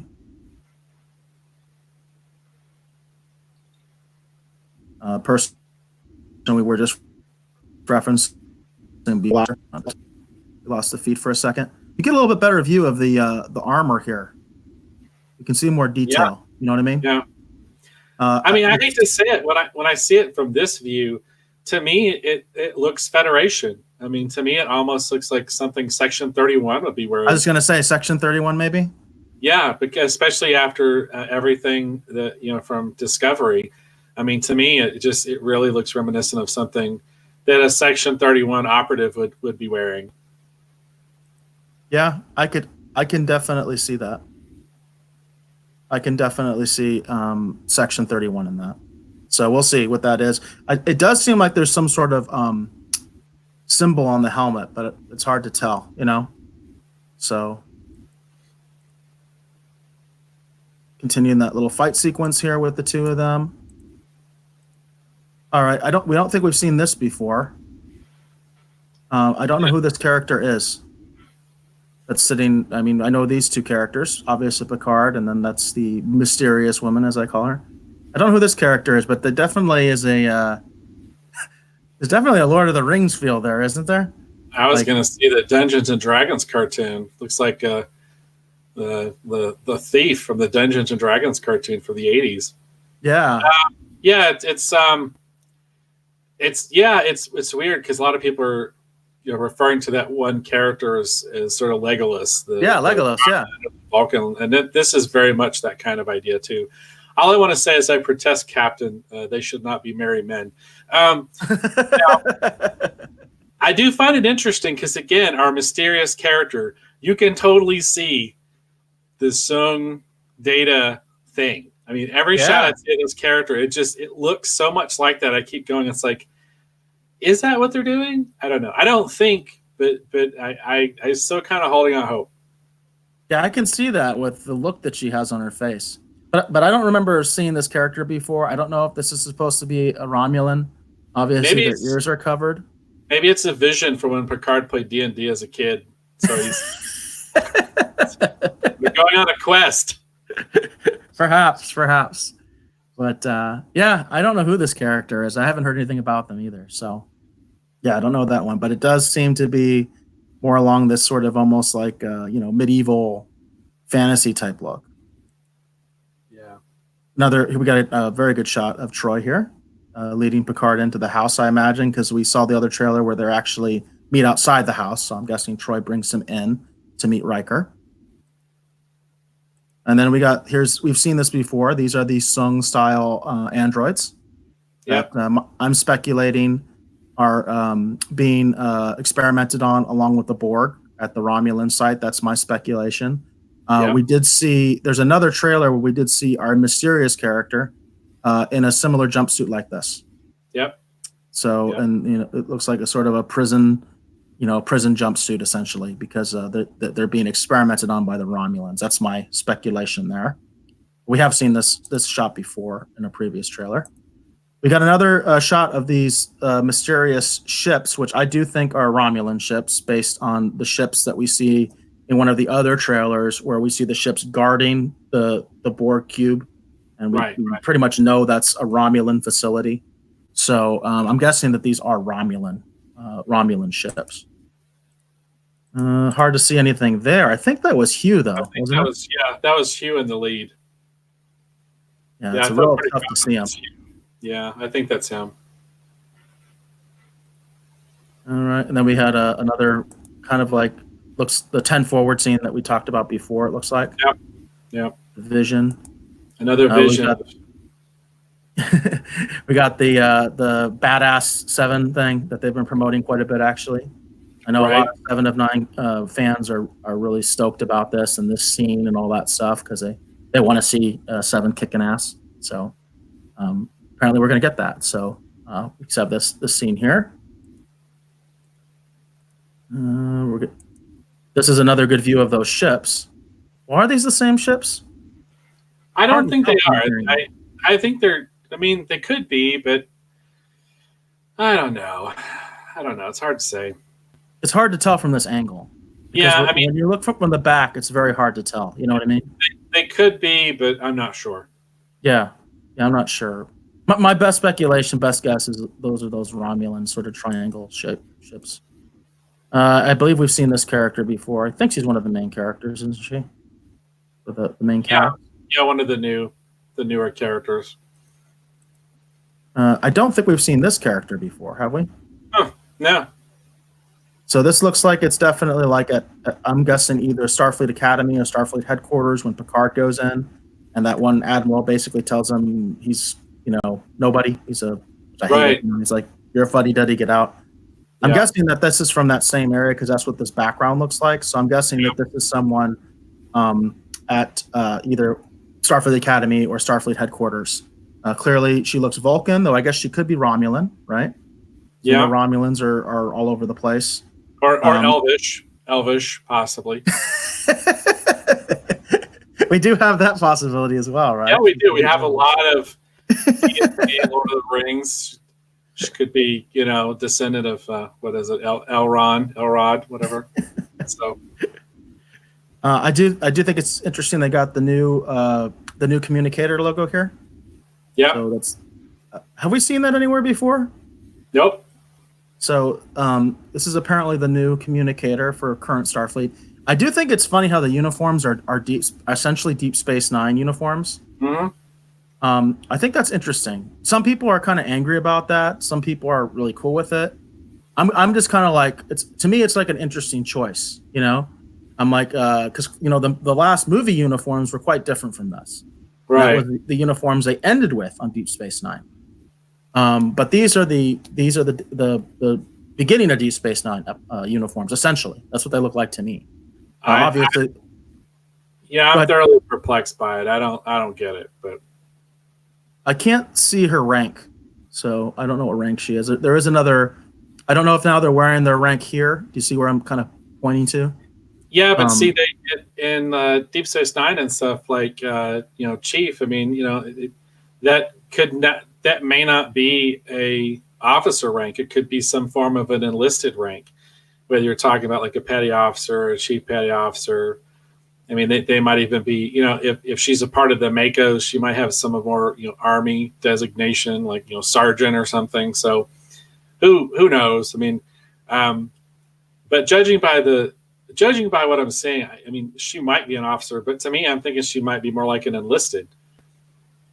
So she might even be on trial for all we know. Star Trek likes to do a lot of trials. Yeah, I have no idea who this character is. So as far as I know, from what we've been talking about also, I don't think there's going to be a lot of Starfleet in this show, but we'll see. I think they're just kind of going to brush Picard off, and then he goes off on his kind of rogue adventure. But we'll see. This character may be significant, but I don't know. We had that previous scene that I believe we've seen this before. I think this is from that 10 forward scene. Then we got this image. This is kind of new. I don't remember an image like this. This looks clearly like some Romulans. And by the way, their body armor does look like the body armor of the people that were chasing our mysterious stranger character, Yep. The body armor does look very similar to that. So I want to point this out because it's weird before we go ahead. It looks like Picard is holding that sword, or someone is holding that sword for him that he's dueling with in the trailer. Yeah. What is with all the medieval iconography? Because this looks kind of like plate mail armor. Do you see the person in the back? It looks like they're wearing chainmail, carrying a shield. Yeah. Do you see that? Like, are the Romulans like fascinated by medieval warfare now since they lost their planet? It's like, we're going to take up fencing. Well, I think what it could be, but my speculation would be that it has to do with this is sort of like a refugee population, and they may not have a lot of quote unquote modern weapons and things like that. They may be kind of like poor and desolate, refugees. So I know in that case, that because like the other character we saw looked like she had a bow and arrow. The other character we saw, the Dungeons and Dragons character we talked about, right? It looked like she had a bow and arrow. So what I'm speculating is that these particular Romulans are not well off. Right, and I get that, but it takes the analogy of don't take a knife to a gunfight to a whole new. It does, but we know one of the characters wields a sword. And We know don't that. and don't take me the wrong way. I mean, I trained in sword. I love sword fighting. I'm a samurai, aficionado in terms of I love samurai culture, and I did a book all about female samurai. Like I'm into all this stuff, and I think it's fun. And I find that as I'm getting older, I wish I'd spent more time learning about the medieval side. I mean, sort of like the Scottish and the Irish, like, or the English, like my actual cultures. You know what I mean? Fighting traditions. And I feel like maybe should have spent more time on that as I get older. But at the same point, when I see stuff like this, it just strikes me as a little odd, So we'll see. We'll see how they work it in. But there's a lot of medieval iconography worked into this show that I find a little unusual.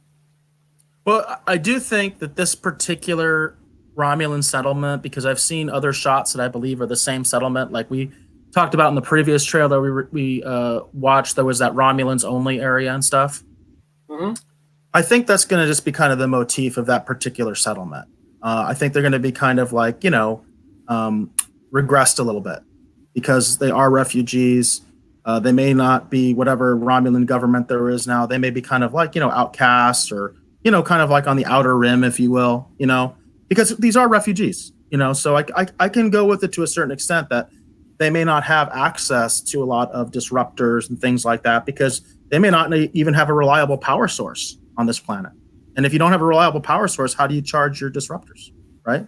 So, so we don't know because we don't know the state of the Romulan people. We won't know that until we see the show. I'm actually very interested in that to see what the state is because I talked to you before. There's some interesting stuff in Star Trek Online, and a lot of people are thinking that a lot of Star Trek Online stuff is going to be canonized in Picard, that they're going to take a lot of the storylines from Star Trek Online and incorporate into this. Because in Star Trek Online, they have that. They actually have the Romulans experimenting on the Borg. That's one of the things you do. You actually go on the Borg ship that the Romulans are using to experiment on the Borg. You do that in Star Trek Online. In fact, I think I have some of that footage on my YouTube channel from doing that play. But so that's kind of my speculation. I know that there's another trailer where we do see Picard is actually fencing. So I'm guessing this is the scene that leads up to that. Maybe some sort of challenge was issued, something like that. And he's going to be fencing somebody. But I do think this armor looks quite a bit like the armor of the people that were chasing our mysterious stranger character. So that gives me a little bit more that maybe those are Romulans, not Section 31. Okay. But it is interesting. It is interesting. I also think it's you get a pretty good look at this character here, and you can notice they didn't fool with the Romulan makeup. This is TNG era Romulan makeup. They didn't change the look. Right. All right. Now we got a picture of Picard shooting a weapon. Now that does not look like the typical TNG phaser, does it? Nope. It's hard to tell with this glare and everything like that, but. Yeah, he's got a weapon there, and he's shooting at somebody, and we can kind of see the silhouette. So the question becomes, who's he shooting at, right? Where is he shooting? And and it looks like he's home, right? I'm guessing this is Chateau Picard. It looks like he's got his memorabilia and stuff in the back. So that would imply that he's shooting someone in his own home. Yeah, that could be quite dramatic and interesting. Yeah, so it looks like he's getting into a little firefight there, possibly at Chateau Picard. And I think that might be the end of it as far as, yeah. So any overall thoughts on this? Any new revelations perhaps or anything like that? Well, I find the medieval Dungeons and Dragons, Sword in the Rings iconography a little unusual.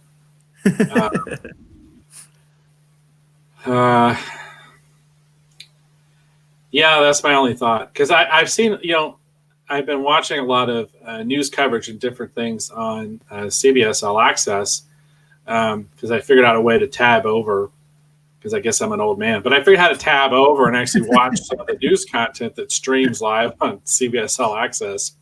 Okay. And they've been advertising Picard pretty heavily. But the stuff they've been showing on there is a lot of the stuff that we've seen to death. Like there's more new footage in this than the other stuff. I think the only thing, unfortunately, I find perplexing about this, there's not a lot of space stuff. It looks like they're running around with swords and bow and arrows and like French vineyards, and there's a lot of talking. Troy's like a big dramatic shot of Troy leading Picard into her home. It's a little weird. I know that it'll happen in the show, but you're just establishing where they're going. It's not like they're going to go in there and it's a garage and Riker's been cobbling together a new version of the Ares in his spare time that Picard's going to borrow. Well, that's what has me concerned about the treatment of the legacy characters, is that that's all there is. That's why they're showing us just her leading him up to the cabin, because there really isn't much to show. See what I'm saying? So it's like, this is what they got. And that does disappoint me. I do think, I think they should have at least had one other legacy character that's part of like the crew. You know what I mean? Of Picard's new crew. Somebody that could kind of go along with him, that kind of reconnects it to the, classic TNG era. I don't know how that's going to go over, to be honest with you, with the new characters, because I don't think a lot of people are going to care that much about the new characters, honestly. So we'll see. We'll see how that goes. But I think a lot of people aren't going to really care that much about the new characters. And you can see in the marketing, CBS All Access is clearly trying to push the legacy characters. Yeah, they're leaning on them hard, and that's kind of my takeaway too. Is that I feel like if the legacy characters are just cameos, they shouldn't be leaning on them as heavy as they are. I mean, I really think, for example, like I mentioned earlier before, like I'd much rather see Picard, on board. I can't remember if it was the Ares or the Titan that Riker got, but if Riker Titan, still had his ship, and Riker is now the captain, and Picard is there on that sort of like antagonistic ambassador diplomat trying to do the mission, because you see those stories all over Star Trek where there's that former admiral guy who's connected to this situation, and the Federation's trusting him to resolve this, and he has autonomy on the mission, but if it gets into whatever, then the captain of the ship should take him. You know what I mean? Like, it would be they had a lot of storylines like that. Yeah, it would be interesting to see that, where instead of coming at it from the angle of the captain and being on his side, you're actually coming at it from Picard's angle. You're actually coming at it from the attaché diplomat side. And then the person he's coming into conflict with is Riker. That is interesting. And then all you really need is you just have Riker and you have a totally new crew. You're on board a Federation starship that's been refit, so it looks kind of new and fun. You still tell the same kind of story, but we have enough Federation and Trek trappings that you feel comfortable, with where you are. And, we'd see a lot more space. We'd see a lot more interior starship stuff. So I'm so excited, and I want to see Picard. But at the same point, this Lord of the Rings stuff and all this, look at all these dramatic scenes taking place in this house, has me a little concerned. It has me very concerned. And I've said it, I'm disappointed by the fact that it looks like Riker is not in Starfleet anymore. I don't see any reason for that. Why can't he still at least be in Starfleet? I think the reason is because Picard is going to be treated so badly. The idea is if Riker was still in Starfleet, he'd be doing something to help him, right? And they don't want that because Riker is not going to be a significant character. So that's what you have. But couldn't he go to Riker and be in a similar situation? And Riker's like, well, I do happen to have a ship and a crew, and we do these such and such missions from time to time. We'll take you out and help you. You can still have this similar situation, and it doesn't have to have the Federation trappings, and you can still give us another legacy character along for the ride. If you remember though, from all good things in this timeline, in that version, Riker said no. He didn't. He said no. I'm not going to help you. Remember? Right. So you could have that too, and he could still be in Starfleet. You know what I'm saying? So you could go either way. But my thing is, why can't he be in Starfleet? You know what I mean? Why is he not in Starfleet? I don't But like still, that. along the same lines, Beverly said yes. Right. So you know what I mean? It's like I can't imagine out of the connections and the people who he's known and he's helped, if he believes in something and he goes to them for help, that he ends up with some ragtag group of people that we never heard of, we never seen before, and not a Yeah. single legacy character is there at his side when he needs them. Yeah, that doesn't make any sense to me. Yeah, That's bad. That's really bad to me. yeah. And it's a poor treatment of the legacy characters that they wouldn't step up and help him more. You know what I mean? I mean, even if Riker's retired, why can't he go with them? Yeah. But what's he got better to do? You know, I mean, granted, he's married, he has a kid, but you know, Troy could stay behind and stay with the child, or you could even do it vice versa if you wanted to, and have Troy go with him. But to me, it would make more sense to have Riker. But you know, it's just like you could do things like that. But again, it feels like a lot of the legacy characters are going to be, they're going to be fan service. They're just not. They're going to be kind of a cameo. I do think it does look to me like Seven might have a fairly significant role in this, and we know because of the Borg storyline, it would make sense for her to have a significant place in this because she was a Borg. So we'll see. We'll see if she's treated a little bit better. But the thing is, Seven is not TNG. So even though I'm happy to see Seven in here, I think Jerry Ryan is awesome. I met her at the last Star Trek Vegas, and she is awesome. And I'm glad to see her in there, but she's not TNG. And I really would like to see a TNG character alive that's significant, you know, somebody. I am still kind of hopeful that because they've shown us so much, and I think this is kind of like all there is, especially with like Riker and Troy. I am still hopeful that we're going to get a surprise legacy character. I'm really hoping. You know, there's been rumors of Worf, even Q. There's been all sorts of weird rumors out there. So I'm kind of hopeful that they're going to give us at least one surprise, and I really hope they do, because I think if they don't, they put too much out too early. You know what I mean? Like they, you know, if this is all there is, that's just not cool. I would love to see. They should have just kept it. You know what I mean? And that way, at least, hey, we get to see Riker. Now I've seen Riker like in 3 different trailers. You know, so it's like I'm hopeful that they're keeping something in reserve, and we're going to get a nice surprise of at least one more legacy character. That's my hope. I don't know if that's going to happen, but it's my hope. Right. And I guess for me, that's kind of my thing. I wished, I don't know, I would have handled this differently, but that's usually the case. And I don't mean to overly armchair quarterback this thing or whatever, but it just, to me, I think if you're going to have a motley crew, you know, it just, you could have someone there.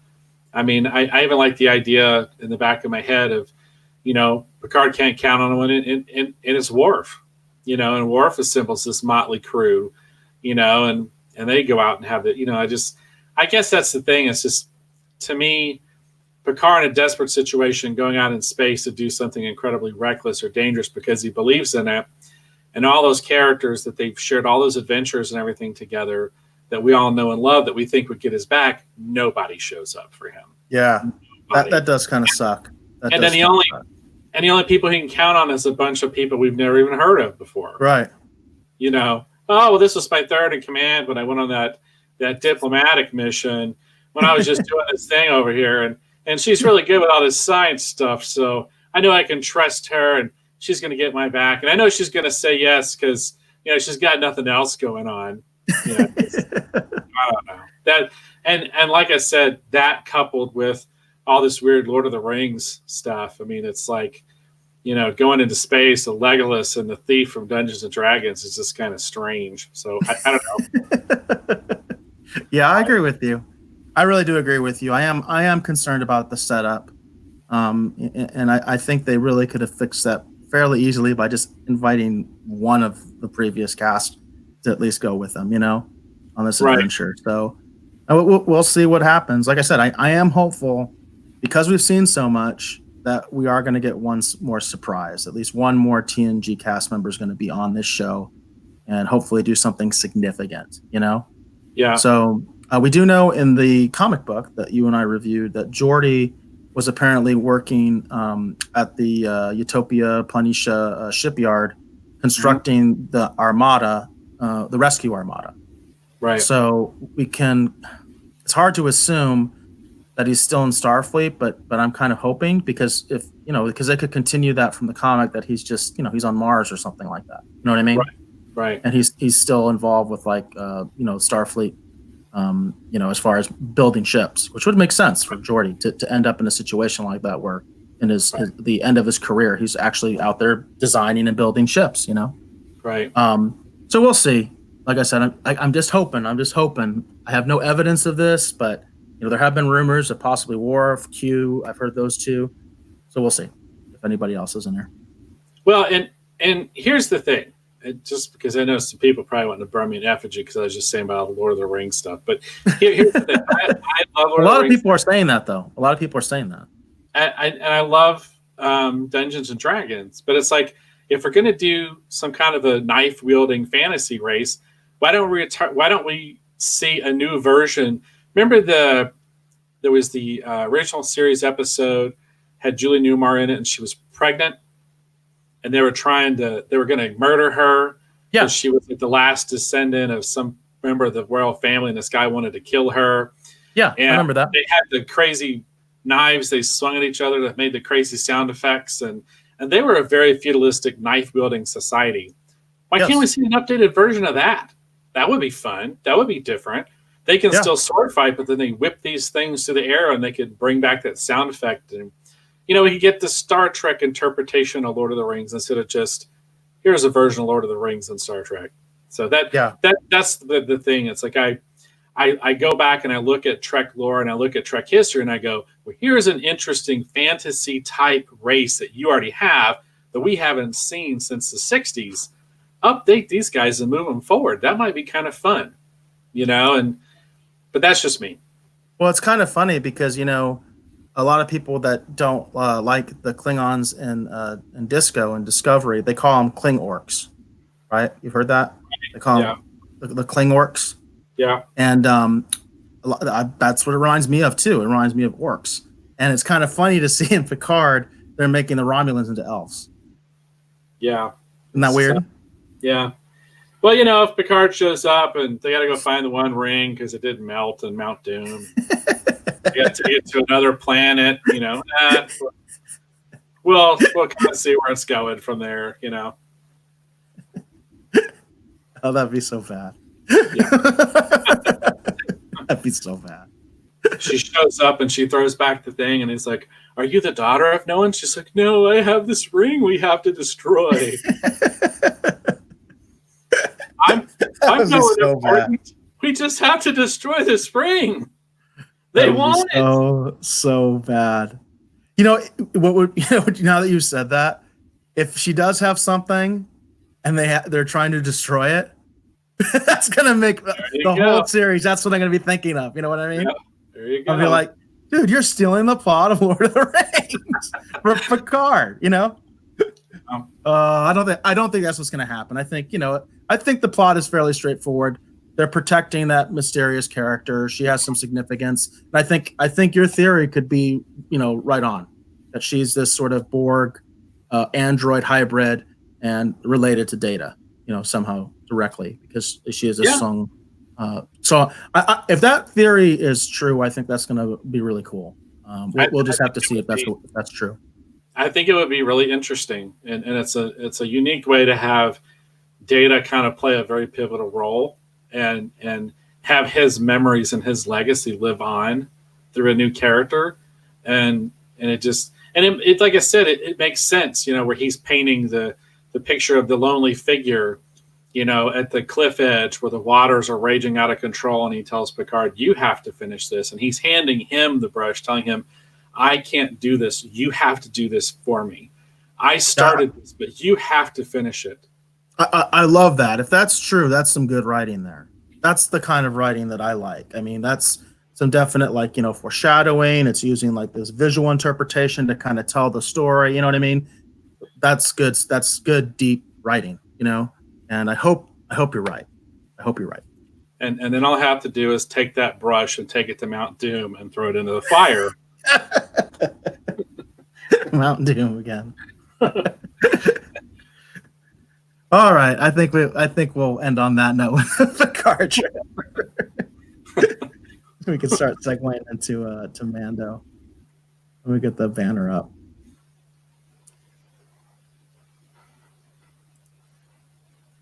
All right. The Mandalorian Chapter 8 Redemption. Well, do you mind if I start off? Absolutely. Go right ahead. Overall impressions. Overall impressions. I thought they got out of this scrape a little bit conveniently. But beyond that, I've watched this episode twice. I've watched scenes of it more than twice. I pretty much friggin' loved it. I have been recommending The Mandalorian to every person I know who likes Star Wars or thinks they like Star Wars or thinks they might like Star Wars. Because The Mandalorian to me is in my humble opinion, is probably the best Star Wars we've gotten in a long time. And I like the idea that it's, and it's one of those things. It's like, I would have watched a Boba Fett series. I really would have, and not had a second thought about it. So the fact that we have a character, even though he's not Boba Fett, he's kind of like Boba Fett. I don't have any issues with that. I'm loving it. Everything with the child is a lot of fun and always a surprise. The big reveal with the Moff at the end I thought was interesting and caused me to actually go back and actually watch some other Star Wars stuff and actually delve into some actual Star Wars lore. Isn't that a shock? Like I saw something in this show and I went, hey, I remember that. Let me go back and see what more I can learn about this from other Star Wars content, because they're actually calling back to something really interesting instead of calling back to something in a manner which makes me just roll my eyes. So I love The Mandalorian. I think this is a great show. There's things I liked better than others, but overall, I really like this episode and I highly recommend it. That's my initial impression. What was your initial impression of Chapter 8? I liked it overall. I don't think I liked it as much as you did. I liked it overall. The reason I didn't, one of the reasons I had some issues was this scene in the beginning. It really threw me off. I didn't like it. I thought it was too silly, too quirky.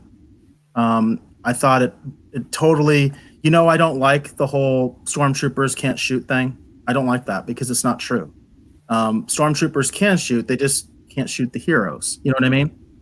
Right. So stuff like that just irks me. I think it's way overdone, and they kind of made it blatant in that scene. And like I've said it many times, I'm a lore guy. I like lore. I like world building. I just think it's overused, and I didn't like this scene. One funny thing about this scene, watching it with one of my kids, her reaction was kind of funny because even a lot of people were angry with this scene for a specific reason. Okay, a lot of people were angry with this scene for a totally different reason than I am. And the funny thing was, one of my daughters kind of didn't like this scene because she felt it humanized the stormtroopers too much, and she felt bad about what happened to them. And that was an interesting take, That's a child's perspective. But my take was I just thought it was too silly, and that's how we opened the episode. And that threw me off. And I've had this issue with The Mandalorian before. I do think it's uneven, and I do think sometimes they don't really know what tone they're going for. Sometimes it feels like it becomes very Marvel, which Jon Favreau obviously started that. I mean, he did the first Iron Man, right? Right. So it's just very Marvel, and in Marvel that kind of humor is fine. I'm okay with the cheesy humor in the MCU. I really am, because I haven't really seen anything different. That's the way it's always been. But with Star Wars, nah. I mean, this scene did give me a sort of throwback a little bit to the scene in the original Star Wars where Obi-Wan Kenobi is sneaking around trying to, disable the tractor beam. And we hear the two stormtroopers talking to each other, just the banter. They're talking about like different speeders and things like that. I like that. I'm like, why couldn't it have just been like that? Just them kind of talking about the state of the galaxy. You know what I mean? You could have done so many cool things with this scene in terms of giving us some exposition on who these kind of Imperials are, why these guys are still loyalists. You know what I mean? you could have done some cool stuff. Instead, they just made it a big joke. And it threw me off because, again, it's that unevenness that I don't like. Because there's some kind of dark moments in this episode, you know? Yeah. There's a very dark moment in this episode for me because it was a character that I actually started to really like. I thought he had the most. I actually thought that's the character I'm talking about had the best arc of any of the characters so far, and it's a complete arc now. That's my only issue is the overall tone sometimes seems weird to me in The Mandalorian. There are other examples of this in other episodes where it just throws me off. If this scene wasn't in there at all, I would have been fine with that. You know what I mean? It just didn't add anything to me. I just thought it was silly, and I didn't feel like it fit the tone of this particular episode, and also the nature of the cliffhanger of the previous episode. I mean, in the previous episode, we see Quill dead, and Right. people hated that. I think you hated that. You hated how it ended like that, you know? And it's so dramatic, and you really feel it because people were really starting to like Quill. A lot of people do the "I have spoken," all over the place. Right. He's a very popular character already, and of course, Nick Nolte does his voice. There's a reason why he's so popular, and he dies, and it's so dramatic. And then you have this, and it's like that's just me. So overall, I did enjoy it. But this scene almost killed it for me. Seriously, that's how bad I think it is. It almost killed it for me. Well, I kind of like this scene. There's lots of people that like this scene. And the reason I like it is because when I watch this, I could feel that exhaustion when the other speeder bike troop just kind of turns around and he just looks absolutely exhausted. And I get the feeling from their dialogue that these guys are actually stationed at this town. And, they're just kind of doing this run because it's what they were told to do. You guys go out there and pick up this thing and then come back and just wait for clearance to come into the town because we're going to try and level this building, So signal before you come back, So I get the idea that these guys are, they're just kind of like, they're just doing a job, and it sucks, So, I can see the criticism of the blaster thing, but I hated that. Yeah, I just think that's such an overused joke. I'm sick of it. Well, and I kind of hope that what's going to come out is it turns out it's the weapons and it's not the stormtroopers. Eventually, that was clearly a reference to stormtroopers can't shoot. Yeah, I know, but still. But anyhow, I kind of like this scene. It didn't bug me that much. I think the scene really could have been better if they were talking more like in Star Wars, like if they were talking about things going on, because these characters have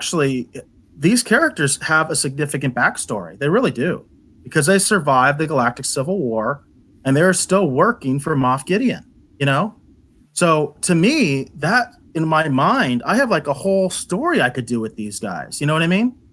And I would have loved to explore that in the dialogue of them talking instead of the kind of silly dialogue they had. And I also thought it was kind of silly that they were just waiting outside of the city.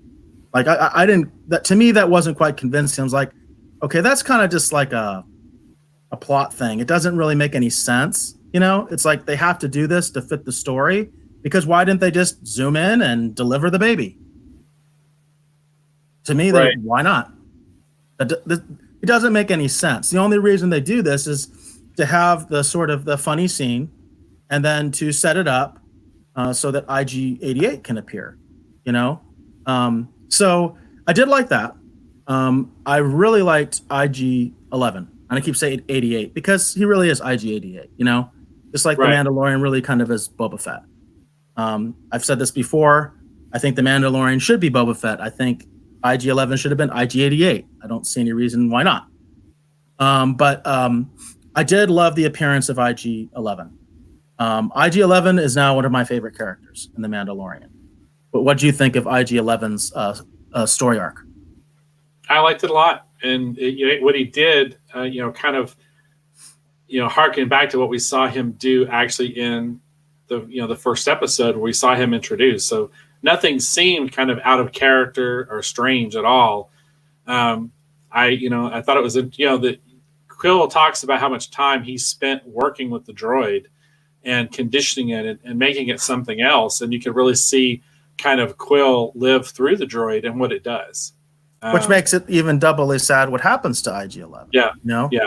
So, but I think this is Star Wars, because I love the fact that you can have a droid character that becomes so beloved and so interesting. You know, that's Star Wars to me. That's the essence of That's part of the essence of Star Wars. You know, you go back to obviously R2D2, C-3PO, Rogue One. It was K. K2SO. Yeah, I love that. I love that character in Rogue One. So I think IG-11 is very much in the lineage of those other droid characters, and I just loved his arc. I mean, it was a true, redemption arc. It's almost like redemption is actually about IG-11, because that's the title of this episode. It's Chapter 8, Redemption. Right. And the person that actually, to me, is redeemed is IG-11, right? I mean, IG-11 essentially atones for all of his past sins. Right. So I really liked what they did with IG-11. I was very sad to see him die. That was something that I wasn't super happy about. I kind of understood why they did it, but I also kind of felt like, well, why couldn't you just have him be like damaged again and just have them fix him? You know what I mean? Because he is a droid. Right. So it's like, it's kind of funny. It's like they're taking away the characters I like the most, because I liked IG-11. I liked Quill. I think, the only character that, I truly, really, really did. I mean, I like the Mandalorian. Don't get me wrong. I like the Mandalorian. But I really was digging these characters, and, Quill's dead. IG-11 dies. But I will say it's a good death. And they did the character a lot of justice, I think. That was some good writing. Like I said, that was a really good arc. I think that he had, I think of all the characters, IG-11 has the most definitive story arc in the series. Yeah, I would agree with that. I would agree with that for sure. So I did dig that. I did dig that quite a bit. I think IG-11 is very cool. I think I'm going to go, like we were talking earlier, I think I'm going to get an IG-11 pop or something, because that is a cool character. Here's a little bit better. I think this is actually from the concept art that we both really enjoy so much, but you can see. Yeah. And I still dig that. I think that's almost like the best part of the show is watching the concept art at the end. Yeah. I love watching that concept art. I had kind of hoped that what was going to happen as we were going towards the end, because we had, Carl Weathers' character there. We had Cara Dune there. We had the Mandalorian. Of course, we had the child. We had the IG-11. And then we had that R2 droid, it looked like. When it started to turn on, before it stood up and was kind of like ferrying them down this, river of molten whatever, I was kind of half hoping. I was like, oh, this is our motley crew. They're going to go out together searching to find the child's, home. You know what I mean? Like, this is going to, and I would still watch the heck out of that show. But overall, like I said, I just enjoyed the episode. I mean, there are things here and there that I wasn't thrilled with. The speeder bike thing, when they first started doing the speeder bike thing, I did find it a little off-putting at first. But I'm going to be honest with you. I was so tired from work that when that one guy just turned around and was slumped over, I was like, yeah, man, I feel you. And from that moment on, I knew exactly where these guys were coming from. You know what I mean? Because I could just feel it, So a lot of people were upset because they were smacking the Baby Yoda. There's people that were kind of upset about that. Well, they're stormtroopers. What do you expect them to do? It was just, I don't know. It was one of those things that was a little off-putting at first, but I just kind of went with it. And then when the IG unit showed up and just kind of trounced the heck out of them and stole their speeder bike and started wreaking havoc, I was totally down. So, Which, by the way, that was my prediction. Remember, I did say IG-11 was going to save the day. Yeah. I did say that in our last episode. That was my prediction. Yeah, you were correct. because there were some people, I think you might have even mentioned it too, but there was some people that thought possibly IG-11 was the one that killed Quill, that he had turned on them. Right. Which if that had happened, then they would have been, hopeless situation. Then we would have needed like the rebellion to show up or Luke to show up or something like that. You know what I mean? Because that would have been a game over scenario. Right. Which is what I've been hoping for. So, no, I think that the biggest, sort of shock to me was to learn that basically the Imperials had wiped out the Mandalorians that were living, under the town in those catacombs or whatever. Did you catch the plot hole there? Well, she said something about that some of them had escaped or something. But don't you remember in the previous episode, I believe it was The Child, the third episode? Yeah. The chapter 3. That was the episode where we saw the Mandalorians fight in force against the guild. Right. The Bounty Hunters Guild. The one character that flies, does the Iron Man scene and flies and says bye basically to the Mandalorian. Yeah. He says specifically, well, we're going to have to leave now. He says that. Right. Why didn't they leave? And I've noticed there's some weird plot holes that the Mandalorian does, like some kind of lazy writing. Like, remember I talked before about how I was disappointed how they set up the whole thing with IG-11 wanting to kill the child and the Mandalorian being told to bring it back alive if he could. And that to me said there were two factions vying for this child, which is quite frankly by the way, I almost feel like that was kind of the original idea. Like I almost feel like we've been kind of calling the Imperial Warlord because we don't really know. I don't think we ever hear his name. The one that got killed in the previous episode. Right. It almost feels like that was the original idea, was that there were two factions, because then it makes a lot more sense for why Moff Gideon kills him. Because I still don't think that makes any sense. Why Moff Gideon kills one of his officers. I don't. It doesn't make any sense to me. And a bunch of random stormtroopers, and a droid. One of my kids pointed that out. I was like, "Why'd you kill the droid? What did the droid do?" You know what I mean? Right. You kill him. But that's one of the things that I think is weird. It almost feels like they had these ideas, like in the writer's room, and they decided not to do them, but they never revised the script. You know what I mean?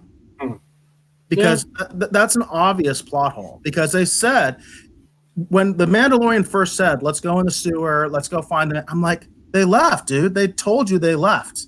Right. Why would they still be here? Right. And that's what they do. I mean, they've said that's what they do. So I was really kind of shocked by that whole sequence. It didn't make any sense to me, and I think that's just some lazy writing. I feel like they had a different idea initially, and they just never revised the script when they decided not to do that anymore. Because he says very clearly, that character tells the Mandalorian, "We're leaving. We have to leave. We've been exposed." And so, why did they leave? Why did they wait around for all these Imperials to show up? So that was a pretty crazy scene, seeing all the helmets, Yeah. Some people have pointed out you can kind of tell some of those helmets are from the Foundlings, because I'm sure people have freeze framed both, you know what I mean? Right. So they killed probably killed most, if not all, the Foundlings. So yeah, it's a pretty crazy scene, and of course you kind of wonder, well, how the hell did the blacksmith survive? All by herself when all those other Mandalorians couldn't survive, Right. So that's a little weird too. I did like that she was there, because I did feel like that was important to make the clan of two. Right. Which I've actually dubbed Yoda now. He's the Yodalorian because he is now a Mandalorian. He's a Foundling. Yeah. He even gets the pendant, right? He gets the Foundling pendant. Yeah. And I like that scene because he's chewing on it or whatever. The Mandalorian's like, "Oh, I never thought I would see this," because that wasn't really his job, right? He wasn't out there getting Foundlings. He was out there earning money for the clan. Right. So I don't think he ever thought he was going to be in that role. Yeah. And I like that. I mean, and it kind of had to happen that way, because you had to have somebody kind of left to do that. He got his sigil, and now he's a clan of two. I am a little disappointed, like going back to what you were talking about. I kind of wanted this whole crew together, I wanted Carl Weathers and Cara Dune, IG-11. I wanted them all to kind of go off together, you know. Yeah, I think it would have been great. So And but that's what they said. It's a clan of two. So yeah. one thing that I was I was joking around with is how come Baby Yoda didn't get a helmet? Why didn't she make him a little helmet? Oh.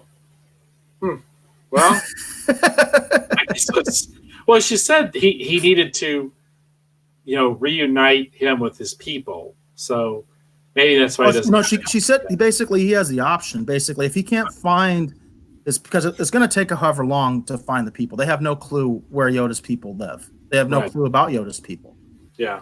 And so she did mention that basically you're either going to have to keep him around long enough to where he can be trained as a Mandalorian, or you got to return him back to his people. Right. She gave him basically two options. And she said, he is a foundling. He got the little pendant.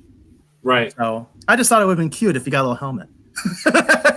And let me put this out there right now, because we'd been hearing rumors and stuff that the Mandalorian was going to be connected, to Rise of Skywalker.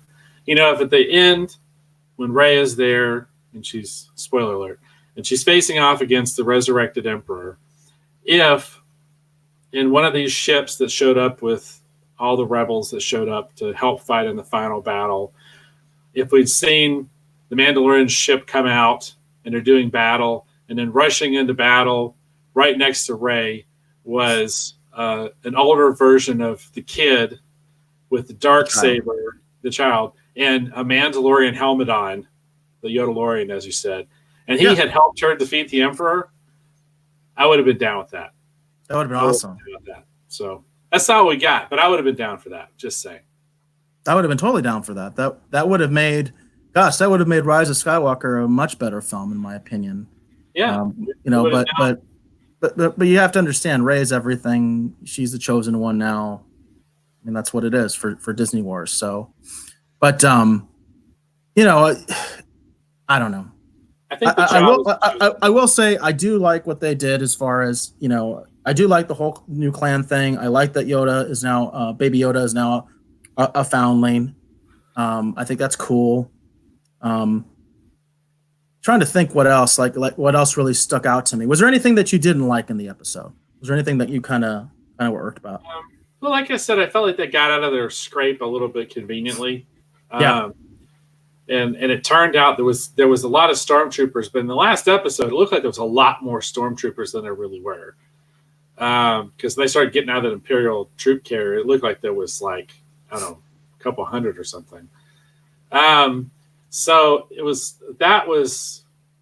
I found, and like I said, initially the speeder bike, scout thing was a little disconcerting at first, but like I said, once I bought into it, I was down with it.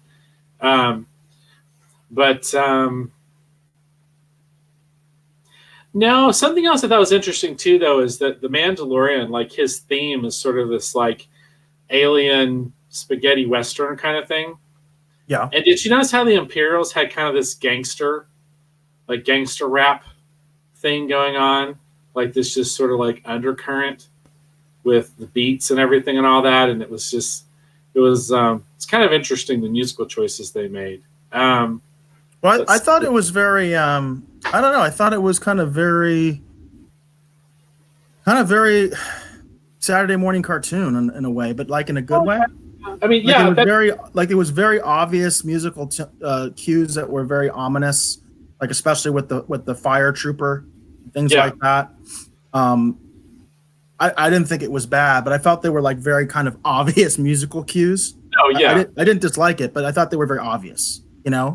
Yeah. And, but I mean, very reminiscent of stuff I've heard before, in sort of cheesy stuff. Right. But I felt like. No, I can't think of, like I said, I thought they got out of the scrape a little bit conveniently, considering that they couldn't get themselves out of it. It seemed like at all in the last episode. So, I mean, the going through the grate should have worked sooner, I guess, in a weird way. Between all of them, they should have been able to make that happen. No, I don't think there's anything in particular that really bugged me. Like I said, once I kind of bought into it, I was just along for the ride, and I just kind of, I have my own particular ideas of things I wish they would have done, which I've said some of those, but no, I mean, for the most part, like I said, I really enjoyed this episode. So I thought the flashback went on way too long. Like I already got. I mean, we've seen it before, and I felt they like elongated it too much, and I got to the point where it's like we've seen this like 3 or 4 times already. You know what I mean? And I felt like, I don't know. For me, I didn't feel like any. It felt too melodramatic. Like it was going on too long. The running and the chasing and the desperation, and it's like, okay, we get it. We've already seen this. You know what I mean? I just want to see who rescued him, right? And for a split second, I thought it was Boba Fett. I did too. It was Boba Fett. And I was like kind of disappointed that it wasn't. I was like, oh man, I thought that was totally going to be Boba Fett. But it wasn't a bad scene. The only thing I question about that scene is, why were the Mandalorians helping these people? The Mandalorians, as far as I know, are not known to go around helping people. They're kind of like just care about themselves, you know? Right. So that I thought was weird. I don't know if they'll ever explain that. Like, why were the Mandalorians helping these people? Who are these people, you know? Right. I would imagine they will explain who the Mandalorian actually is at some point, as far as his culture that he came from, you know? So we'll see what happens there. And maybe we'll get some answers to that, because I do think it's weird. Why would the Mandalorians be helping him? You know what I mean? That seems a little weird to me.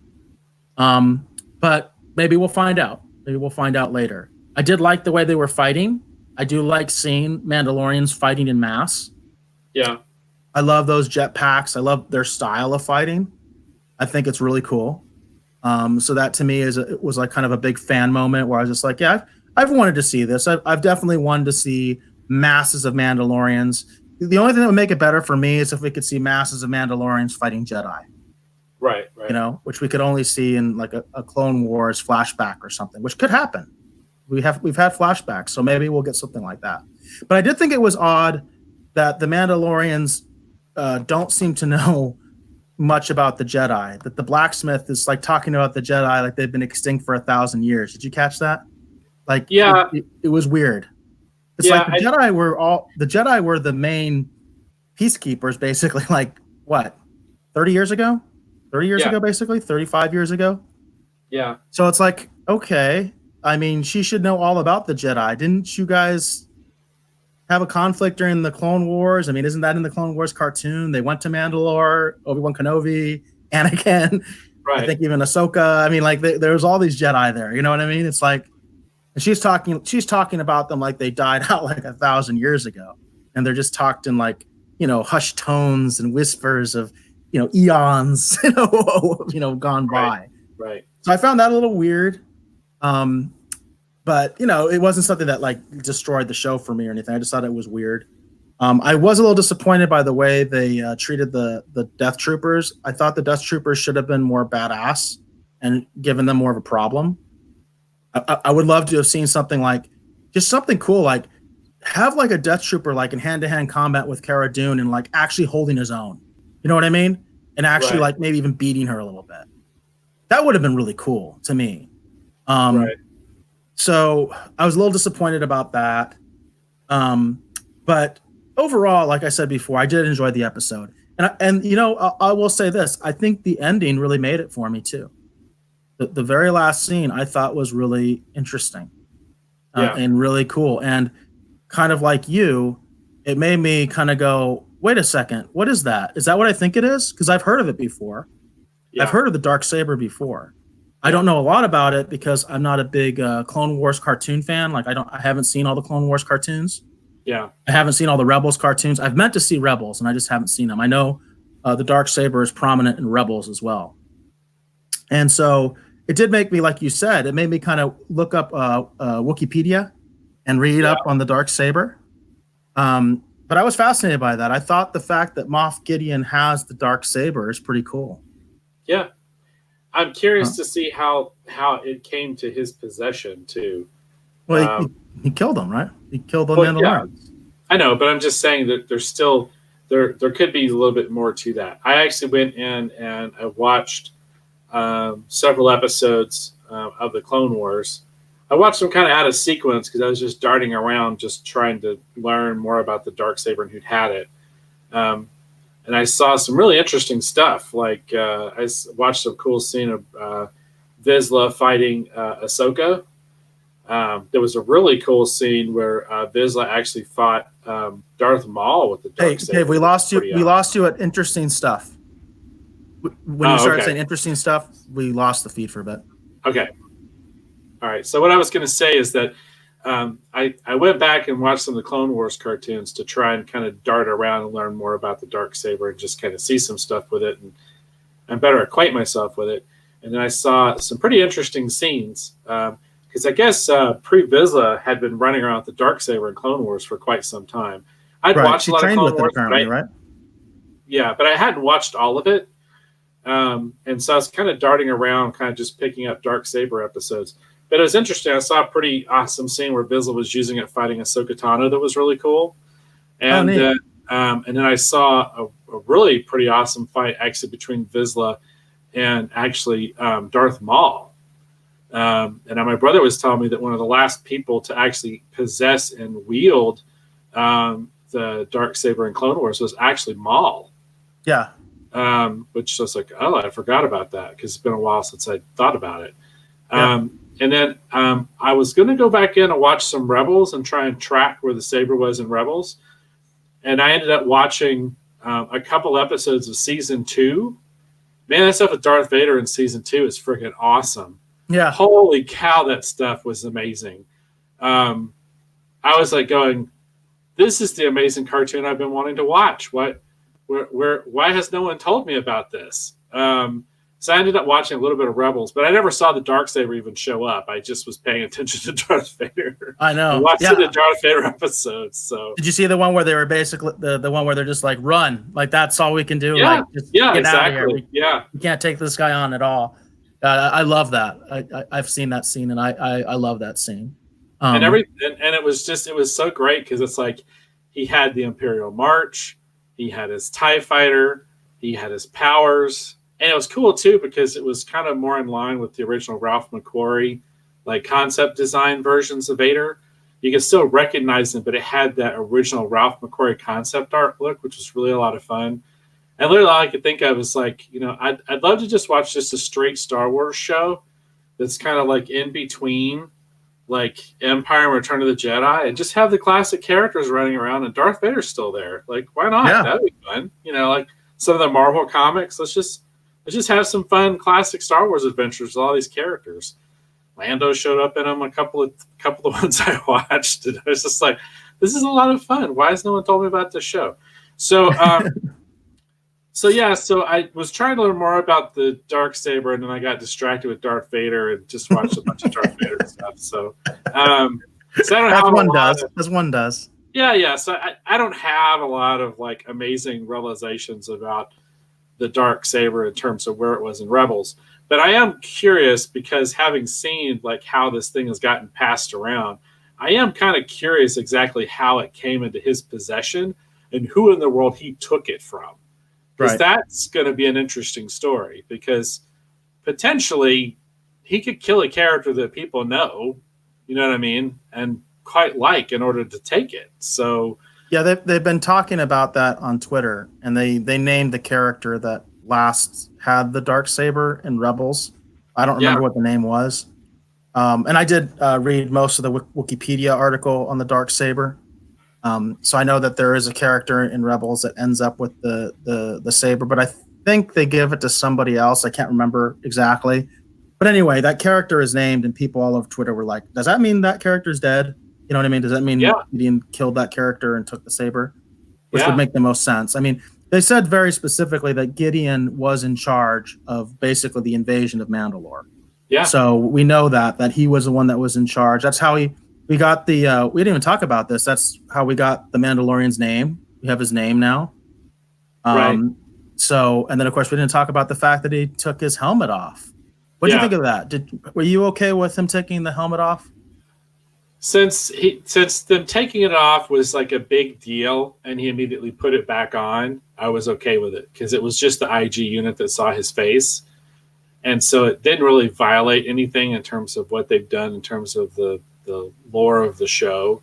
So if they wanted to do that just so you could tell it was definitely Pedro Pascal occasionally in the armor in the show, because it's come out that he's not even in some of these episodes apparently. He's not? Yeah, apparently there's a lot of stuff where I guess he's just kind of doing voiceover for it. No, that's disappointing. Yeah, that's very disappointing. So, yeah, but that's really, because I mean he was in Game of Thrones and he can do fight choreography. He did some amazing stuff in Game of Thrones. In fact, that fight scene is all over the place. I mean, people love that fight scene with him. Yeah. In Game of Thrones. So I thought he was a physical actor. I thought that was him. So you're saying it's not him all the time? It's not him all the time. But that's disappointing. Exactly. I don't know exactly what it is him and what it isn't him, but he's kind of in demand. I mean, he was making Wonder Woman 84 probably around the same time he was doing Mandalorian, so it's kind of busy. So I get it. I mean, originally, I'm disappointed in that. Yeah, well, it is what it is. That's the joy of having a suit like that. It's even like, Wookiees and whatever. You can have different people playing them, and sometimes you don't even realize it. Yeah, no, I get, you're going to have stunt people, and things like that. They did that with Darth Vader. They've done that with everybody. You know what I mean? No, I get that. There's certain stunts that he's not going to do, but I thought for the most part that's him. And because I'm, I've said this, I'm very big into these performances, and I'm very big into these actors like Jeremy Bullock, David Prowse, Kenny Baker. These people are like, they're super high up on the Star Wars fan chain as far as I'm concerned. You know what I mean? Right. And I think as far as most original trilogy fans are, I mean, they're huge. They're huge. Right. Just as important as Mark Hamill. Peter Mayhew, just as important as Harrison Ford.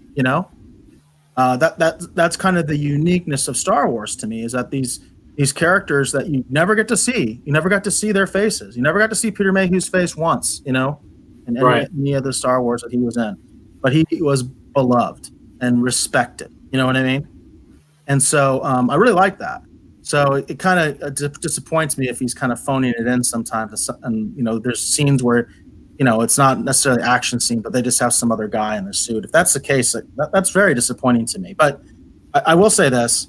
The way that they took the helmet off, I thought this was the only way they could do it where I was kind of okay with it. And I thought, they want Pedro Pascal to have his little moment to say, yes, I am in this show. You know what I mean? Right. Yeah. Of course, apparently by what you're saying, he's not always in the show, which is, again, that kind of does something to that scene to me as well. Because if he's like, say, 90% in it, then yeah, I say give him his moment to show his face in the proper context. Don't have him take it off and now he's just running around without the helmet anymore. But the way they did it was good because, IG-11 basically found a little loophole. He said, I'm not alive. You know what I mean? So you can show it to me. So I like that. If they were going to do it, I thought that was the only way they could do it, and I could still live with it.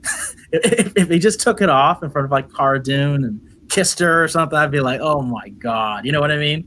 I'd be like.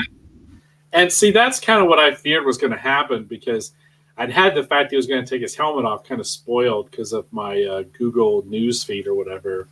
I think it was Friday afternoon or something, after people have been seeing it, which I'm shocked at how rampantly and fast, spoilers just proliferate on the internet. But oh yeah, I knew the ending of Rise of Skywalker before I went to the theater, and I did not look for spoilers. That was just being online.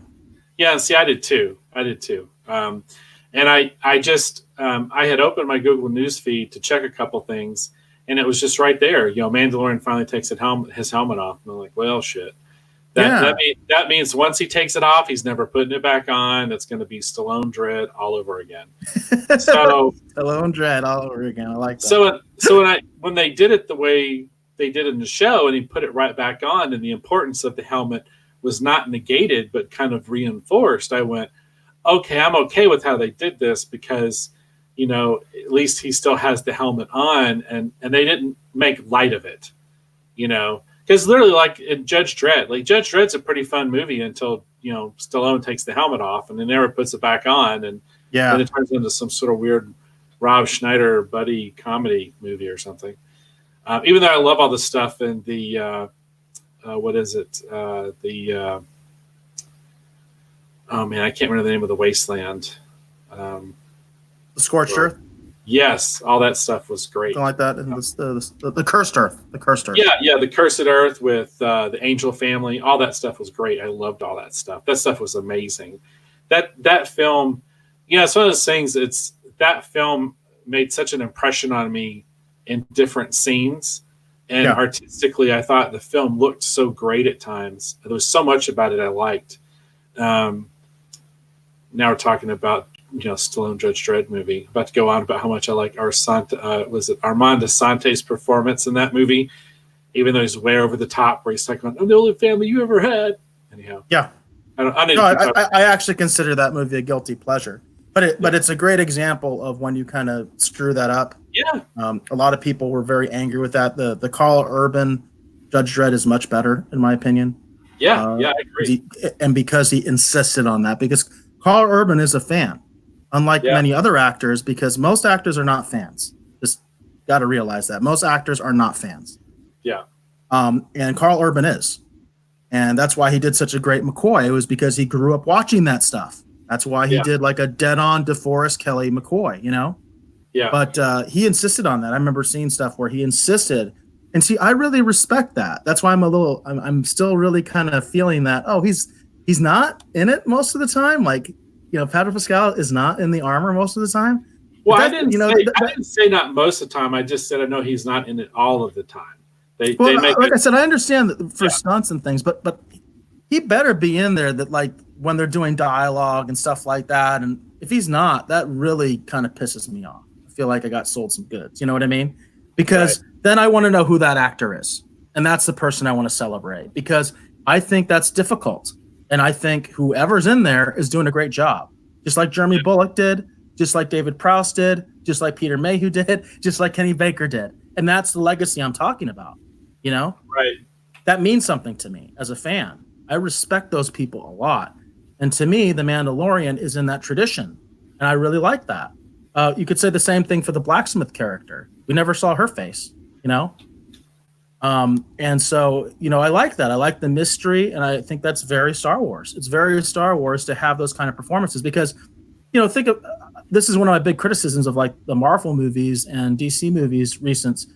They take their masks off all the time just so you can see the stupid actor's face. It's like, we know who it is, Why do we need to see their face every 5 seconds? Why do we need to see Tom Holland's face every 5 seconds, even when he's Spider-Man? Right, yeah. We don't, but it's because they want their face shown. Roddy Downey Jr. wants people to see his face. You can't just be in the Iron Man suit. And the thing that really also irks me about that is, anything about the history of drama, a lot of it goes back to ancient Greece, and in ancient Greece, they all wore masks, Right, yeah. And that's, to me, that's a great tradition, but modern actors don't like that, And, I really liked V for Vendetta because he never took the mask off, Right. I think that's challenging. And I think when you can do that, that shows what a great actor you are. That's why I respect those people so much, like David Prowse. Right. That's hard. It's hard because you have to use body language for everything. You have to kind of do just like a slight turn of the head or something. You know what I mean? It's a different style of acting because they can't see your face. And I really respect that. And to me, that really makes them the character. Now it's not about them anymore. It's not about, this star that we see in all these other movies. It's not about them. It's about the character, So yeah. I really dig that. That's something that's really big for me. Huh. Well, here you go. Hold on. All right. So this is on IndieWire. If you'll share my screen. So this is on IndieWire, and the title of this is Pedro Pascal is the Mandalorian, but that's not him starring in every episode. And and then if we get down here, it says in here It says Pedro Pascal receives top billing in The Mandalorian for playing the title character, but it turns out that's not actually Pascal underneath the helmet and armor in every episode of the buzzy Disney Plus Star Wars series. In fact, at least one episode of The Mandalorian did not feature Pascal in any capacity. Bryce Dallas Howard tells Vulture that Pascal was absent from the fourth episode, Sanctuary, which she directed.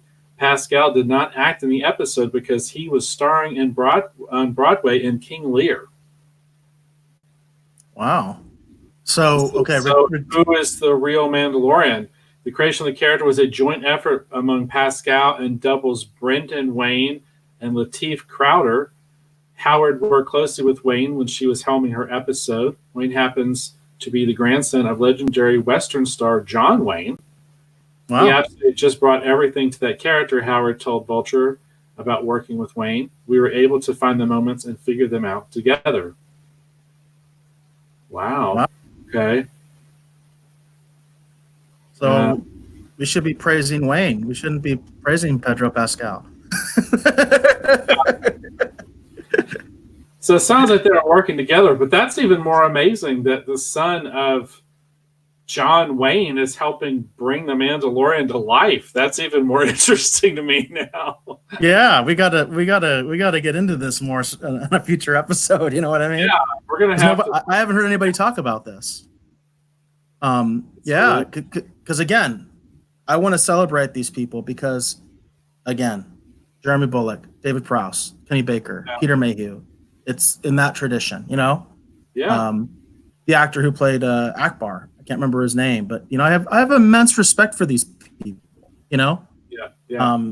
So yeah, it's very interesting to me. So it's I'm glad you at least found that. So at least we could put some light on that and say, yeah, I guess it's not Pedro Pascal all the time. Of course, it really begs the question: how much is he actually in it?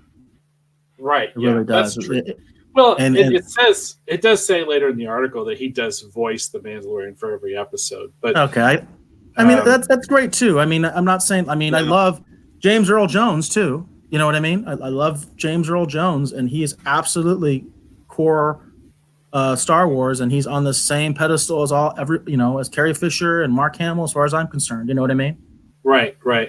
I mean, Nick Nolte obviously was not Quill. You know, I mean, he wasn't the actor on screen. You know, he was just the voice. Right. Yeah. I'm okay with that. But the thing is, I want to make sure people get credit where credit is due, I guess, is what it comes down to. Right. Well, I'm just saying that I find it even more amazing because it is very much a Western in space. And to know that the grandson of John Wayne is helping bring the Mandalorian to life is pretty friggin' cool. Yeah, and I have not heard anybody else talk about this. That's interesting. Where's this article from? It's on IndieWire. IndieWire. And how recent is the article? December 9th. Okay. Cool. Wow.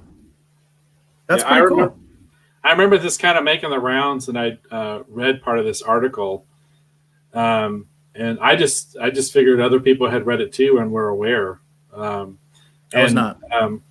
But yeah, he's, like I said, he's not the Mandalorian in every scene, but knowing the legacy of the people that are filling in for him and the fact that they're collaborating, that's still pretty darn cool. I just think it's amazing that, John Wayne's grandson is helping bring this character to life. That is awesome. Cool. That is awesome. So. That's awesome.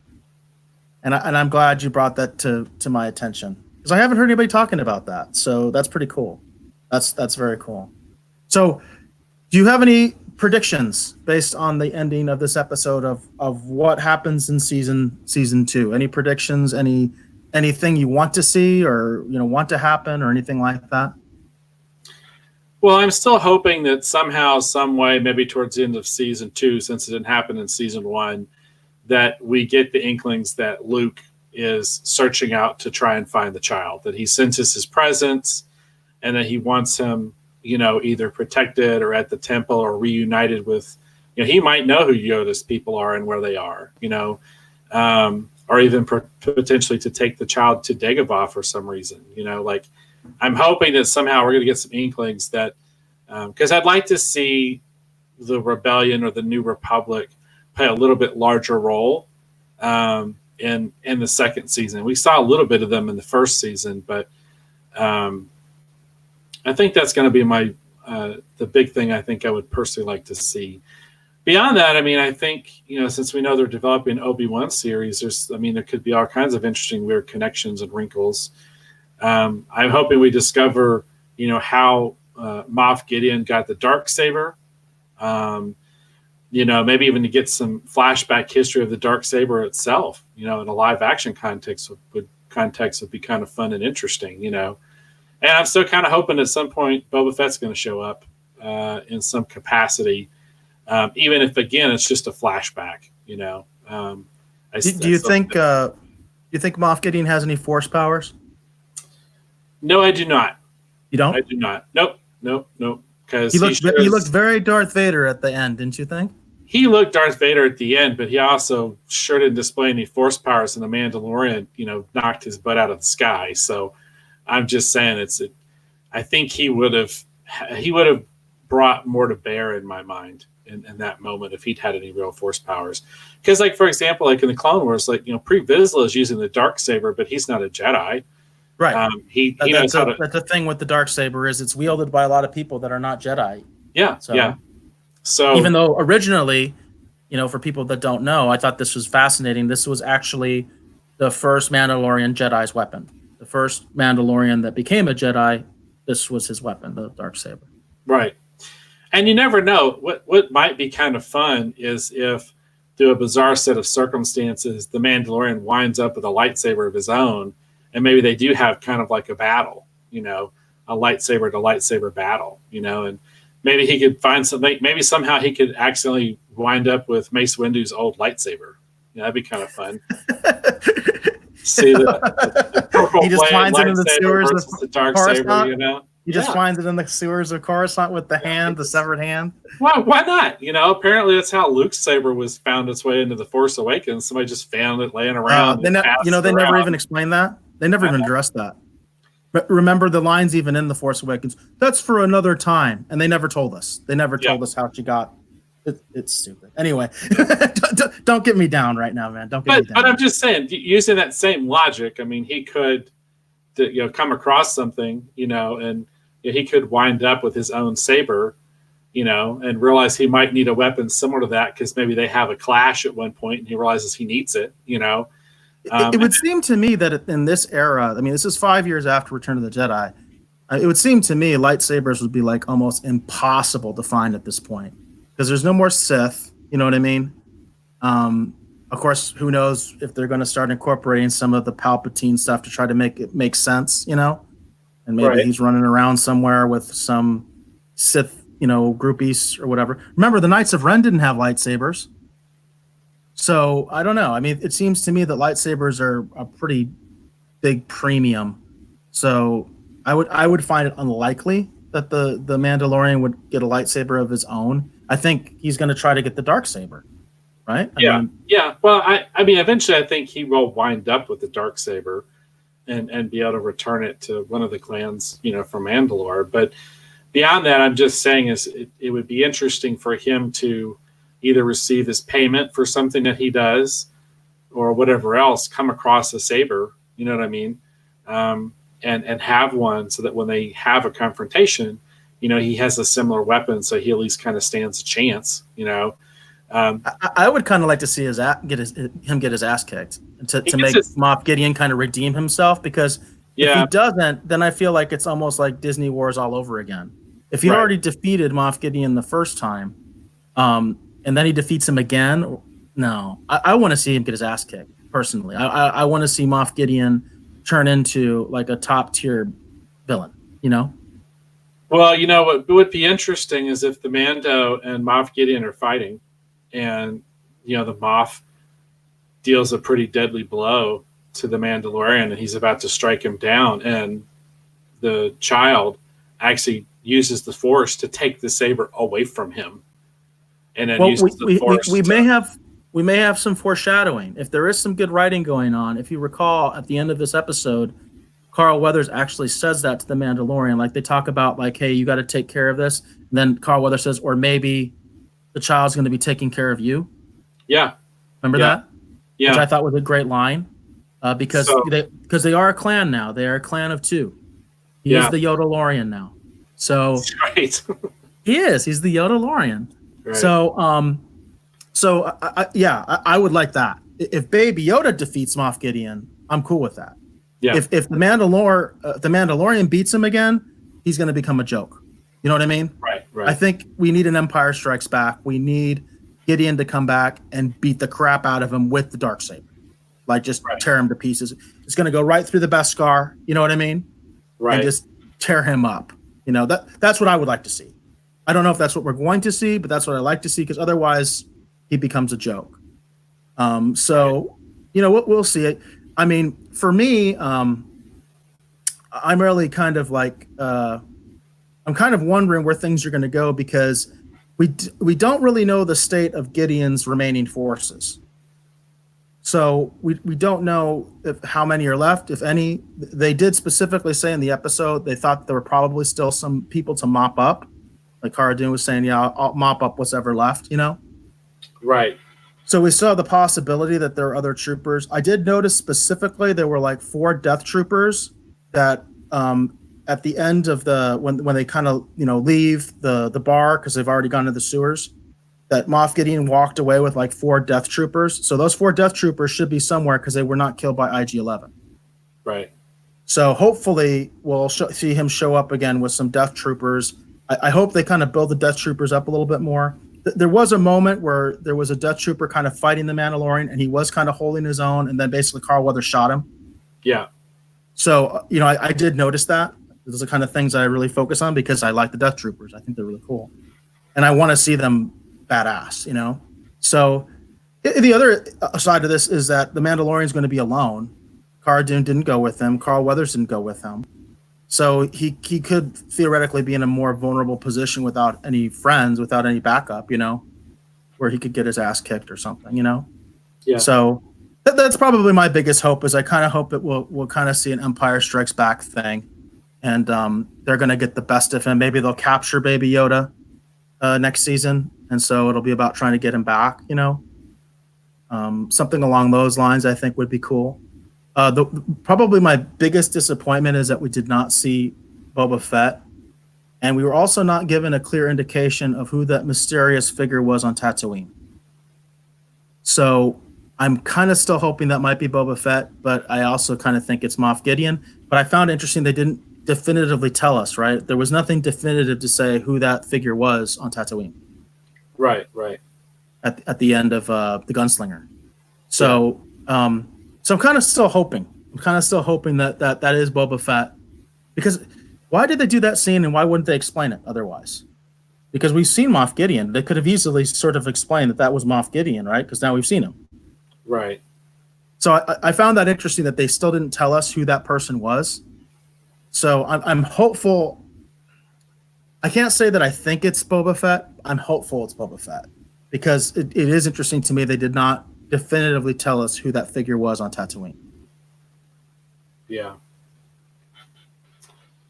Well, we'll see. Yeah, we'll just see. I don't know. I'm curious. You know, one of the things that's fun about the show is it's fun to speculate, but I really honestly have no idea what they're going to do. Well, I mean, the basic setup is there. He's looking for Yoda's homeworld. Yeah. But I mean, you know, like I said, you know, I really want him to find somehow or come into possession of Mace Windu's lightsaber, and that'll be the one that he uses when he fights Moff Gideon with the Darksaber. You know, it'd be fun to see the bling saber back. So that's what I want to see. But that's just me. All right. So is that good? Yeah, I think that's good. Okay, cool. All right. Are we good to wrap up, or is there anything else? No, let me just take the banners down. Okay, cool. All right. Okay. All right, I want to thank you for watching or hopefully listening to this episode of the Retro Rogues Live. Again, my name is Dave Beatty, and I've been one of your hosts. You can learn more about me, see some of my art, and all that kind of fun stuff on my website. That's at davebeatty.com. That's www.davebeaty.com. Hope you'll drop by there, check out some fun stuff. You know, feel free to send me a message if you want to contact me about anything. I don't know why you do that, but feel free. And I want to thank Eric Alexander, the wonderful co-host here of the show, for coming back on with all these interesting insights and observations that clearly get past me.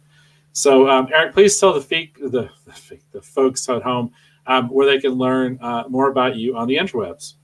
Well, I'm most active on Twitter, and my handle is BaseGod14. You can see it at the bottom of my screen, BASSGOD14. That's my Twitter handle. Also, we do a multicast, so you may be watching this on Twitter, or you may be watching this on the Facebook page. But my YouTube, which was also one of the forums that we stream this show, that is also BaseGod14. So I am active there on YouTube and Twitter. And I am starting to use the hashtags of Retro Rogues more on Twitter, and also the hashtag for Bad Bot Productions. Very cool. All right, so I hope you'll join us back. We should be back on our regular day on Wednesday next week. Again, this episode was a little incongruent just because of the holidays and everything that was going on. So thank you again for watching or listening to this episode of the Retro Rogues.